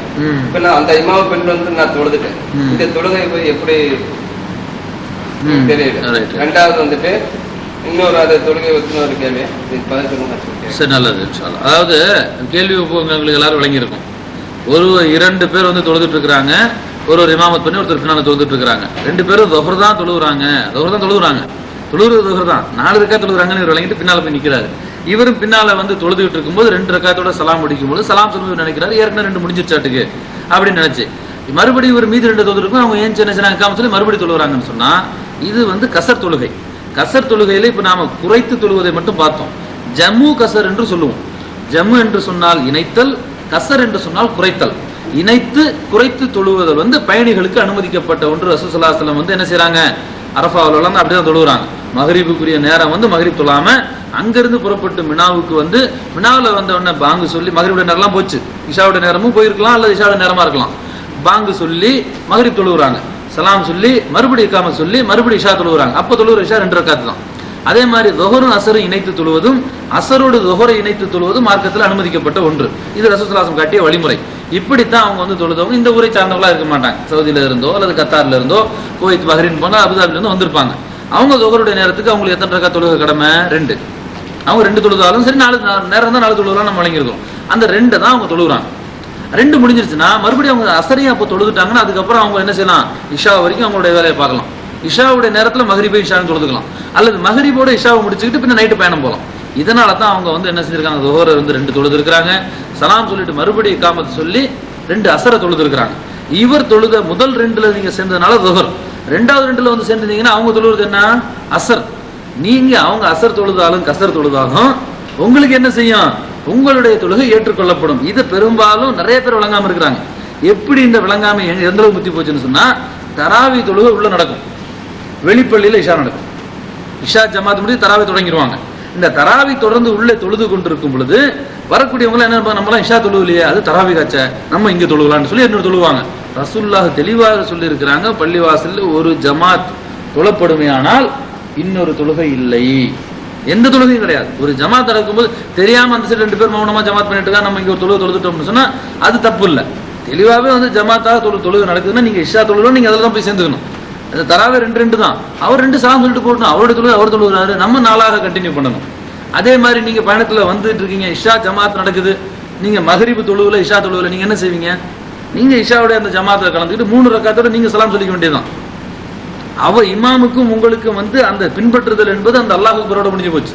ஏன்னா ரசூல் அதான் சொல்றாங்க, இமாம் அல்லாஹ் அக்பர் சொன்னா அல்லாஹ் அக்பர் சொல்லு, இமாம் ருக்கு செஞ்சா ருக்கு செய்யுங்க, இமாம் வந்து சமி அல்லாஹு லிமன் ஹமிதா கூறினால் நீங்கள் ரப்பனா லக்கல் ஹம்து சொல்லுங்கள், இமாம் சலாம் கூறினால் சலாம் கூறுங்க, பின்னால போய் ஜாயிண்ட் ஆட்டம் சொன்னா விடுபட்டதை பூர்த்தி செய்யுங்கள். அப்ப இந்த அடிப்படையில் இதுதான் இமாமுக்கு நமக்குள்ள தொடர்புங்கிறதுல வச்சு பார்க்கும் பொழுது ரசூல் ஸல்லல்லாஹு அலைஹி வஸல்லம் வந்து தொழுகிறாங்க, தனியா நின்று தொழுணுங்கிறத அவங்களுடைய நியத், தனியா தொழுதுட்டு இருக்கிறாங்க. அப்போ வந்து அனஸ் ரலியல்லாஹு நினைக்கிறேன், அவங்க வந்து என்ன செய்றாங்க, ஒது சென்று நானும் அல்லாஹ்வுடைய தூதரோடு தொழ வேண்டும் என்று ஒது செய்து கொண்டு அல்லாஹ்வுடைய தூதர் இடப்பக்கத்தில் போய் நின்றேன், என்னுடைய காதை பிடித்து இழுத்து என்னை வலது பக்கம் நிறுத்தினார்கள். அப்ப இருந்து இப்படி ரசூல் ஸல்லல்லாஹு அலைஹி வஸல்லம் என்ன தொழுகிறாங்கன்னு தெரியல, இவரு வந்து பின்னால் என்ன தொழுகிறார். அப்ப அவங்க என்ன தொழுகிறாங்கன்னு விசாரிக்க வேண்டிய விசாரணை நமக்கு தேவையில்லை. எந்த தொழுகையாக இருந்தாலும் தொழக்கூடியவர் அவருடைய தொழுகையையும் பின்னால் பின்பற்றக்கூடியவர் அவருடைய தொழுகையும் தொழ வேண்டும். நம்ம சேர்றது நமக்கு முதல் ரக்காத்து, அவங்க எந்த ரக்காத்துல இருந்தாலும் அதை பத்தி நம்ம கவலைப்பட நிச்சயமாக தொழுகை என்ன செய்யப்படும், ஏற்றுக்கொள்ளப்படும். இன்னொன்று இருக்குன்னாரு இப்போ பள்ளிவாசலுக்கு அசர் தொலை போறேன், அசர் தொலை போறதுக்கு முன்னால ஜமாத் முடிஞ்சு போச்சு, சலாம் வாங்கிட்டாங்க, ஒரு 2 நிமிஷங்களுக்கு பின்னால் ஒரு ஜமாத் நடக்கும். இந்த ஜமாத், அதாவது பள்ளிவாசல் ஜமாத் 25 மடங்கு அதிக நன்மை சொல்லும்போது இந்த ஜமாத் 2வது ஒரு ஜமாத் இருக்கும், அதே நன்மை கிடைக்குமா? ஜமாத் சேரும்போது அந்த நன்மை கிடைக்குமா? அதுக்கப்புறம் வந்துட்டு தொழுகையில வந்துட்டு சில பேர் அசர் தொழுகையிலேயோ இல்லை மற்ற லொகர் தொழுகையில சுண்ணத்தான தொழுகை, சில அசர்ல வந்து 4 ரக்காத் முன்னான தொழுகை, சில ஆள் 2 ரக்காத் தொழுகை, அதுக்கப்புறம் லொகர்ல 2 ரக்காத் சில ஆளுக்கு தொழுகை, சில ஆள் 4 தொழுகை. என்ன இந்த மாதிரி இருக்குது, இது வரமுறை எப்படின்னு? சரி, அதாவது சுன்னத்தான தொழுகை முதல்ல தெரிஞ்சுங்க. ரசூல் ஸல்லல்லாஹு அலைஹி வஸல்லம் ஸுஹருக்கு முன்னால 4 பின்னால 4 தொழுது இருக்கிறாங்க, அசருக்கு முன்னால பின்னால தான் இல்ல, முன்னாலேயும் 4 தொழுது இருக்கிறாங்க. ஆனா ரசூல் ஸல்லல்லாஹு அலைஹி வஸல்லம் கடமை அல்லாத தொழுகை 4 தொழுதார்கள் என்ற செய்தி இருந்தாலும் 2-2ஆகத்தான் தொழுதா விளங்கணும். ஏன்னா ஒரு சஹாபி அப்படிதான் இருக்கு, ரசூல் ஸல்லல்லாஹு கடமை அல்லாத எந்த தொழுகையும் 2-2ஆகத்தான் தொழுவார்கள். 4 தொழுதார்கள் சொன்னா 2 தொழுது பின்னர் 2 தொழுது இருக்கிறாங்க. அறிவிக்கக்கூடியவர்கள் மொத்த ரக்காத்துக்களை அறிவிக்கிறதுக்காக 4. இப்ப நம்ம வந்து 8 ரக்காத்துன்னு சொல்றோம், தராவீஹ் 8 சேர்த்தா தொழுகிறோம், 2-2 தான் தொழுகிறோம். அப்ப இப்படிதான் வந்து விளங்கணும். அப்ப இந்த 2 தொழுகிறாங்க 4 தொழுகிறாங்கன்னு சொன்னா ரசூல் ஸல்லல்லாஹு அலைஹி வஸல்லம் அப்படிதான் பல இடத்துல செஞ்சிருக்காங்க, பல முறை இறங்கி செஞ்சிருக்காங்க. ரசூல் ஸல்லல்லாஹு அலைஹி வஸல்லம் ஜும்மாவுக்கு பிறகு 2 தொழுதாகவும் ஹதீஸ் இருக்குது, 4 தொழுதாகவும் இருக்கு. பள்ளியில் தொழுதால் 2, வீட்டுல போய் தொழுதால் 4ன்னு கூட என்ன செய்யுது, ஹதீஸ் இருக்குது. அப்போ இது உபரியா என்ன, பள்ளியில் தொழுதா 4, வீட்டுல தொழுதா 2 மாற்றி சொல்லிட்டுனா, பள்ளியில தொழுதா 4, வீட்டுல தொழுதா 2, இப்படி ஹதீஸ் இருக்குது. அப்போ பின்னால தொழுகிற சுன்னத்துனா 4னா 4 இருக்கணும், 2னா 2 இருக்கணும். அதனால பள்ளியில் தொழுதா 4, வீட்டுல தொழுதா 2 அப்படின்னு சொன்னா இது வந்து ரசூல் ஸல்லல்லாஹு அலைஹி வஸல்லம் காட்டிய முறை. நீங்க இதுல எது வேணாலும் பின்பற்றலாம். அப்போ நீங்க அசருக்கு முன்னால போறீங்க, உங்களுக்கு நேரம் இருக்குன்னா 4 தொழுகலாம், 2-2. இப்ப நீங்க 2 தொழுதுட்டு உங்களுக்கு காம சொல்லிட்டாங்கன்னா நீங்க என்ன செய்யலாம், அப்படி செய்யலாம். இந்த 2 போதும் அப்படி தொழுதுட்டு நீங்க வந்து உட்காந்துக்கலாம். ஆனா 2 கூட தொழாம உட்காராதீங்கிறத ரசூல் ஸல்லல்லாஹு அலைஹி வஸல்லம் கூட்டு. பள்ளியில போய் நீங்க உட்காடுறீங்க, இன்னும் காமத்துக்கு எவ்வளவு நேரம் இருக்குன்னா 2 கூட தொழாம உட்காராதீங்க. பள்ளியில் யார் நுழைந்தாலும் அங்கே அமர்வதாக இருந்தால் 2 தொழாமல் அமர வேண்டாம். அப்படின்னு ரசூலுல்லாஹி ஸல்லல்லாஹு அலைஹி வஸல்லம் சொல்லிருக்காங்க. அதனால நம்ம என்ன விளங்கணும்னு கேட்டா 4 தொழுகிறதும் 2 தொழுவதும் நம்முடைய விருப்பம். என்ன 4 தொழுதா நன்மை அதிகம். இப்படிதான் நாம வந்து விளங்கிக்கணும். 4ஐயும் சேர்ந்த மாதிரி தொழுகிறாங்க பாருங்க, அதுதான் வந்து அப்படி தொழக்கூடாது. ஏன் தொழக்கூடாதுன்னு கேட்டா ரசூலுல்லாஹ் வந்து 2 தான் தொழுதுருக்காங்க. அதுக்கப்புறம் நீங்க வந்து கேட்ட கேள்வி வந்து ஜமாத்தாக பள்ளிவாசல்ல தொழுகை நடந்துட்டு இருக்குது, போறோம், ஜமாத் முடிஞ்சிருச்சு. இப்ப மறுபடியும் இன்னொரு ஜமாத் என்ன 4 பேர் வந்தா இன்னொரு ஜமாத் வைப்பாங்க. இந்த ஜமாத்தோடு தொழுதாலும் அந்த 25 இன்னொரு ஹதீஸ்ல 27 இந்த நன்மை கிடைக்குமா? இதுதான் கேள்வி. நிச்சயமாக கிடைக்கும். எப்படி கிடைக்கும் அப்படின்னு கேட்டா ரசூல் ஸல்லல்லாஹு அலைஹி வஸல்லம் வந்து சொல்றாங்க, ஒரு மனிதர் என்ன செய்யறாருன்னு கேட்டா வீட்டிலே உது செய்து கொண்டு ஜமாத்தோடு தொழ வேண்டும் என்று நினைத்து பள்ளியை நோக்கி விரைகிறார். இப்படி நடந்து செல்லக்கூடிய அடியானின் ஒவ்வொரு காலடிக்கும் ஒரு பாவம் மன்னிக்கப்படும், ஒரு நன்மை எழுதப்படும். ஒரு பாவம் மன்னிக்கப்பட்டு ஒரு நன்மையும் எழுதப்படும். அப்ப 2 நன்மை அதுல. இப்படி வந்து ரசூலுல்லாஹி ஸல்லல்லாஹு அலைஹி வஸல்லம் சொல்லிட்டு சொல்றாங்க, இவர் பள்ளி வாசலுக்கு போறாரு, ஆனா ஜமாத் முடிஞ்சு போச்சு. ஆனாலும் ஜமாத்தோடு தொழுத நன்மை அல்லாஹ் இவர்களுக்கு தருவான். ஏன் என்று கேட்டால் இவர்களுடைய எண்ணம் ஜமாத்திலே இணைவதாக இருந்தது. இந்த எண்ணத்துக்கு அல்லாஹ் என்ன செய்ய அந்த கூலியை கொடுத்துடுறான். அவன் மறுபடியும் 2வது அந்த ஜமாத்துல சேர்ந்தா அந்த நன்மை கிடைக்குமான்னு சொன்னா நிச்சயமாக கிடைக்கும். அந்த ஜமாத்து இல்லாம ஒரு ஜமாத்துல நீங்க தனியா தொழுதாலே கிடைக்கும் பொழுது, போனதுக்கு அப்புறம் ஒரு ஜமாத்து இருந்துச்சுன்னு சொன்னா அந்த நன்மை ஏன் கிடைக்கும்னு சொன்னா நிச்சயமாக கிடைக்கும். அப்ப நமக்கு தான் நன்மை கிடைக்குமே, இன்னொரு ஜமாத்துல நம்ம இன்னைக்கு தனியா தொழுதுட்டா என்ன அப்படின்னு கேட்டீங்கன்னா, உங்களில் 3 இருந்தால் நீங்க என்ன செய்யுங்க, சேர்ந்து தொழுங்கன்னு ரசூலுல்லாஹி ஸல்லல்லாஹு அலைஹி வஸல்லம் சொல்றாங்க. ஒரு ஜமாத்தாக ஒரு தொழுகை நடக்கும்போது தனியாக நாம ஒரு தொழுகை தொழக்கூடாதுங்கிற தடையில அந்த ஜமாத்துல தான் நாம வந்து என்ன செய்யணும், சேர்ந்து தொழுகணும். ஜமாத் நடக்குது, இன்னும் கொஞ்சம் நேரம் போட்டும், நம்ம அப்புறம் போய் இன்னொரு ஜமாத் வச்சுக்கலாம் அப்படிங்கிற எண்ணம் இருந்தா அந்த கூலி கிடைக்காது. வீட்டிலேயே நம்ம ஜமாத்தா தொழுதுக்கலாம் அப்படின்னாலும் கிடைக்காது. அப்ப அதற்குரிய வாய்ப்பு இருந்து அந்த எண்ணத்தோடு அங்க போனா அது கிடைக்கும். எப்போதும் ஒரு இடத்துல நாம வந்து ஒரு இடத்துல பணிபுரிகிறோம், போயிட்டு வர்றதுக்கான வாய்ப்பு, இங்க இருந்து நீங்க பள்ளிக்கு போயிட்டோம்னா 1/2 மணி நேரம் இப்ப வந்து கடையில இருந்து எல்லாரும் வந்து வேலையை விட்டுட்டு போக முடியுமா? முடியாது. போகணும்னு நினைச்சாலும் முடியும், அது வேற பிரச்சனை. அப்ப முடியாத ஒரு சிச்சுவேஷன்ல நாம வந்து வாழ்ந்துட்டு இருக்கும் பொழுது நம்ம எல்லாரும் சேர்ந்து ஒரு ஜமாத்தா தொழுதுனால அல்லாஹ் தஆலா என்ன செய்வான், நாடுனா அந்த நன்மையை வந்து கொடுப்பான். அவனோட கொடுப்பான் கொடுக்க மாட்டான் நம்ம வந்து சொல்ல முடியாது. நானும் அவன் கொடுப்பான்.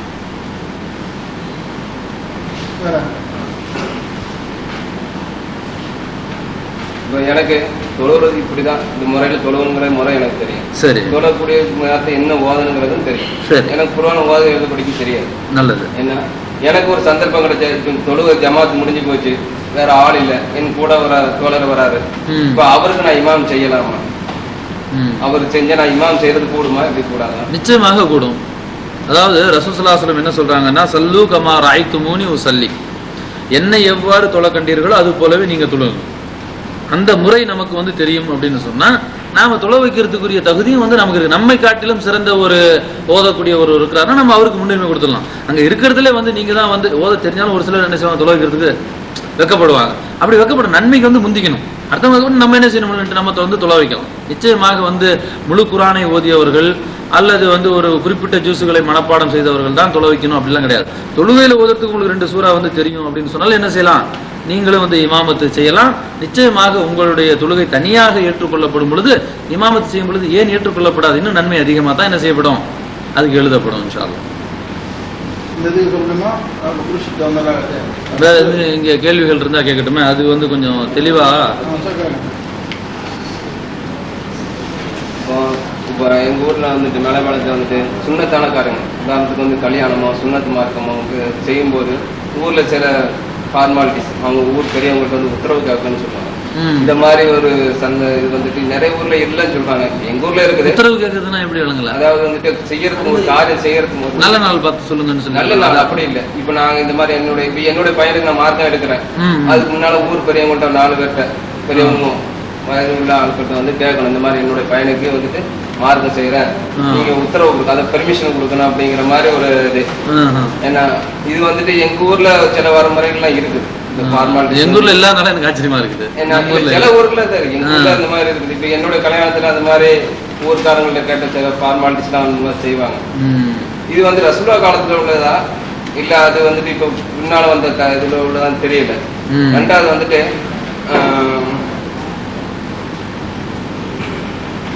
இன்னொரு கேள்வி கேட்கணும். தொழில்களை சொன்னீங்கல்ல, பள்ளிவாசலுக்கு தொலை போனமாக்கா பல எல்லா ஊருக்காரங்க வருவாங்க. அரபிக்காரங்களை வந்து ஈரானி இந்த மாதிரி ஆள். இப்ப ஒவ்வொரு ஆளும் இப்ப நான் அல்லாஹ் தக்பீர் நான் இப்படி கட்டுவேன், இன்னொரு ஆள் கையை தொங்க போடும், ஏன்னா ஒரு ஆள் இப்படி கட்டுது, ஒரு ஆள் ஒவ்வொரு விதமா தொழுகையில இருக்குது. இப்ப தொழுகையில வந்துட்டு இமாம பின்தொடரணும், இமாம் ஒரு மாதிரி செய்யும்போது இவங்க ஒரு மாதிரி செய்யறாங்க. இந்த தொழுகை கூடுமா அப்படிங்கிறது தெரியல. இமாம் எந்த முறையில பின்பற்றோ அதை நம்ம ஃபாலோ பண்ணணும். பட் இவங்க ஒவ்வொரு விதமா செய்யறாங்களே, இது எப்படி? சரி, இப்போ இமாம் வந்து பின்னால இந்த ஊர் விஷயத்தை முடிச்சுக்கணும். ஊர்ல வந்து ஒரு நல்ல காரியம் நம்ம குடும்பத்தில் ஏதாச்சும் பண்றதா இருந்தால் 4 பெரியவர்களிடம் போய் அனுமதி பெறுதல் என்பது மேலப்பாளையத்தில் இருக்குது. இது வந்து மார்க்கத்தில் உள்ளதா என்பதுதான் கேள்வி. இப்போ ஒரு விஷயங்கள் இப்போ எங்க ஊர்ல இல்லைங்கிறதுனால நான் இல்லைன்னு சொல்ல முடியாது, இருக்குன்னு சொல்ல முடியாது. எங்க ஊர்ல இருக்கு, நீங்க சொன்னது கரெக்ட்னு சொல்ல முடியாது. ஆனால் எங்க ஊர் பக்கம் உண்மையிலே இல்லை. அதனால தான் அவர் சொல்லும்போது எனக்கு சிரிப்பு வந்துச்சு. ஏன்னா அப்போ இது வந்து எப்படி அப்படின்னு கேட்டீங்கன்னு சொன்னா, மார்க்கத்தில் வந்து இந்த மாதிரி இல்லை. ஏன் இல்லை அப்படின்னு கேட்டீங்கன்னா, இதற்கு சாத்தியமே இல்லை. உங்களுக்கு நீங்க நல்ல காரியம் பண்றது பிளான் பண்ணா 4 பேர் என்ன செய்யலாம், தடுத்துடலாம். அப்ப இந்த அடிப்படையில் வந்து ரசூல் ஸல்லல்லாஹு அலைஹி வஸல்லம் அந்த சஹாபாக்கள் திருமணம் இதெல்லாம் சொல்லும்போது அல்லாஹ்வுடைய தூதருங்க அடிப்படையில் போய் சொல்றாங்க. ஒரு சஹாபி என்ன செய்யறாரு, திருமணம் செய்யணும், நேரம் ரசூலாட்ட போறாங்க. அல்லாஹ்வுடைய தூதர் திருமணம் செய்ய போறேன், இதை வச்சுக்கிட்டு இப்படித்தான் கேட்கணும்னு சொல்லி ஆரம்பிச்சாங்களே என்னமோ தெரியல. இது அல்லாஹ்வுடைய தூதர்னு சொன்னா, இப்ப இன்னைக்கு நம்மளே வந்து உறவினர்கள் இருக்கிறோம், நம்ம குடும்பத்தில் ஒருத்தர் இருக்கிறாருன்னு சொன்னா செய்தியை போய் சொல்லுவோம். அனுமதி கேட்கலையா அவர் போயிட்டு ரசூலாட்ட, நான் திருமணம் செய்யட்டுமான்னு கேட்கல, நான் திருமணம் செய்ய போறேன் செய்தியை சொல்றாரு. அப்ப ரசூல் ஸல்லல்லாஹு அலைஹி வஸல்லம் மார்க்கத்தை கற்றுக் கொடுக்க வந்தவங்கிறதுனால என்ன செய்யறாங்க, ஒரு இடத்துல வந்து பெண்ணை பார்த்தாயா என்று கேட்கறாங்க, இன்னொரு இடத்துல ஒரு சஹாபி வந்து மகர் கொடுக்க மாட்டா என்ன இருக்குது, நீ பாட்டு கல்யாணங்கிறிய அப்படின்னு சொல்றாங்க. அப்ப திருமணத்தின் முக்கியத்தை அந்த இடத்துல ரசூலுல்லாஹ் வலியுறுத்தி செயல்பாடுகளை கற்றுக் கொடுக்குறாங்க. இந்த மாதிரி ஒரு பெரியவங்க 4 பேர் இருக்கிறாங்க அப்படின்னு சொன்னா அவங்க கிட்ட போய் கேட்கறது, இது வந்து மார்க்கத்தில் இல்லாத ஒன்று. எனக்கு வந்து முதல் குழந்தை பிறந்திருக்கும் பொழுது, ஆண் குழந்தை, எங்க அம்மா வந்து சொன்னாங்க, அதாவது என்னுடைய சித்தப்பா அவங்களுக்கு குழந்தைனாரு, அவங்க இருக்கிறாங்க, எங்க பெரிய அண்ணன், எனக்கு பெரிய அண்ணன் 3 பேர் இருக்கிறாங்க, இவங்களுக்குலாம் என்ன பேர் வைக்கிறதுன்னு கேளு அப்படின்னாங்க. என் பையனுக்கு பிறகு இவங்களுக்குலாம் கேட்கணுமா? நான் சொன்னேன், 4 பேர்கிட்ட கேட்க சொல்றீங்க, 4 பேரும் ஒவ்வொரு பேரை சொல்லுவாங்க, எந்த பேர் வச்சாலும் மற்றவங்க வச்சுக்குவாங்க, அதனால வந்து என் குழந்தை நானே பேரை வச்சுக்கிறேன் அப்படின்னு சொல்லிட்டேன் நான்.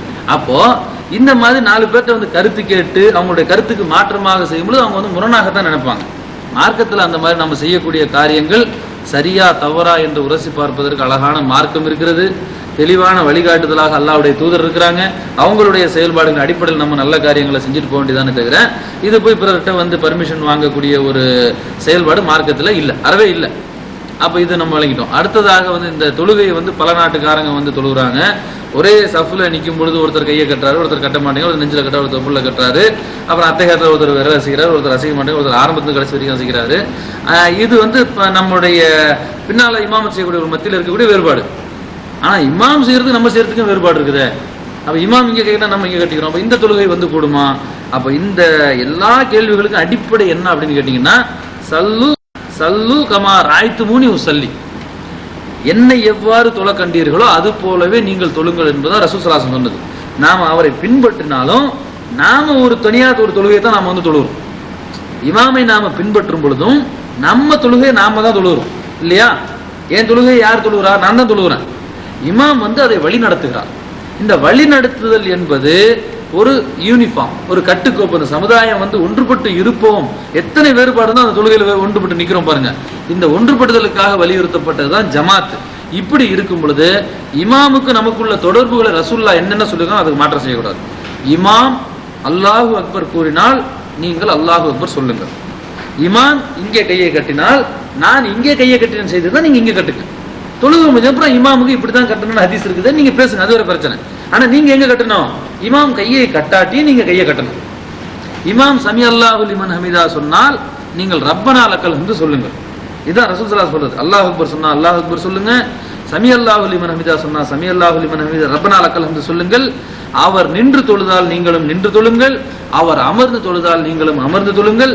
இமாம் நியமிக்கப்படுவது நீங்கள் பின்பற்றப்படுவதற்கே.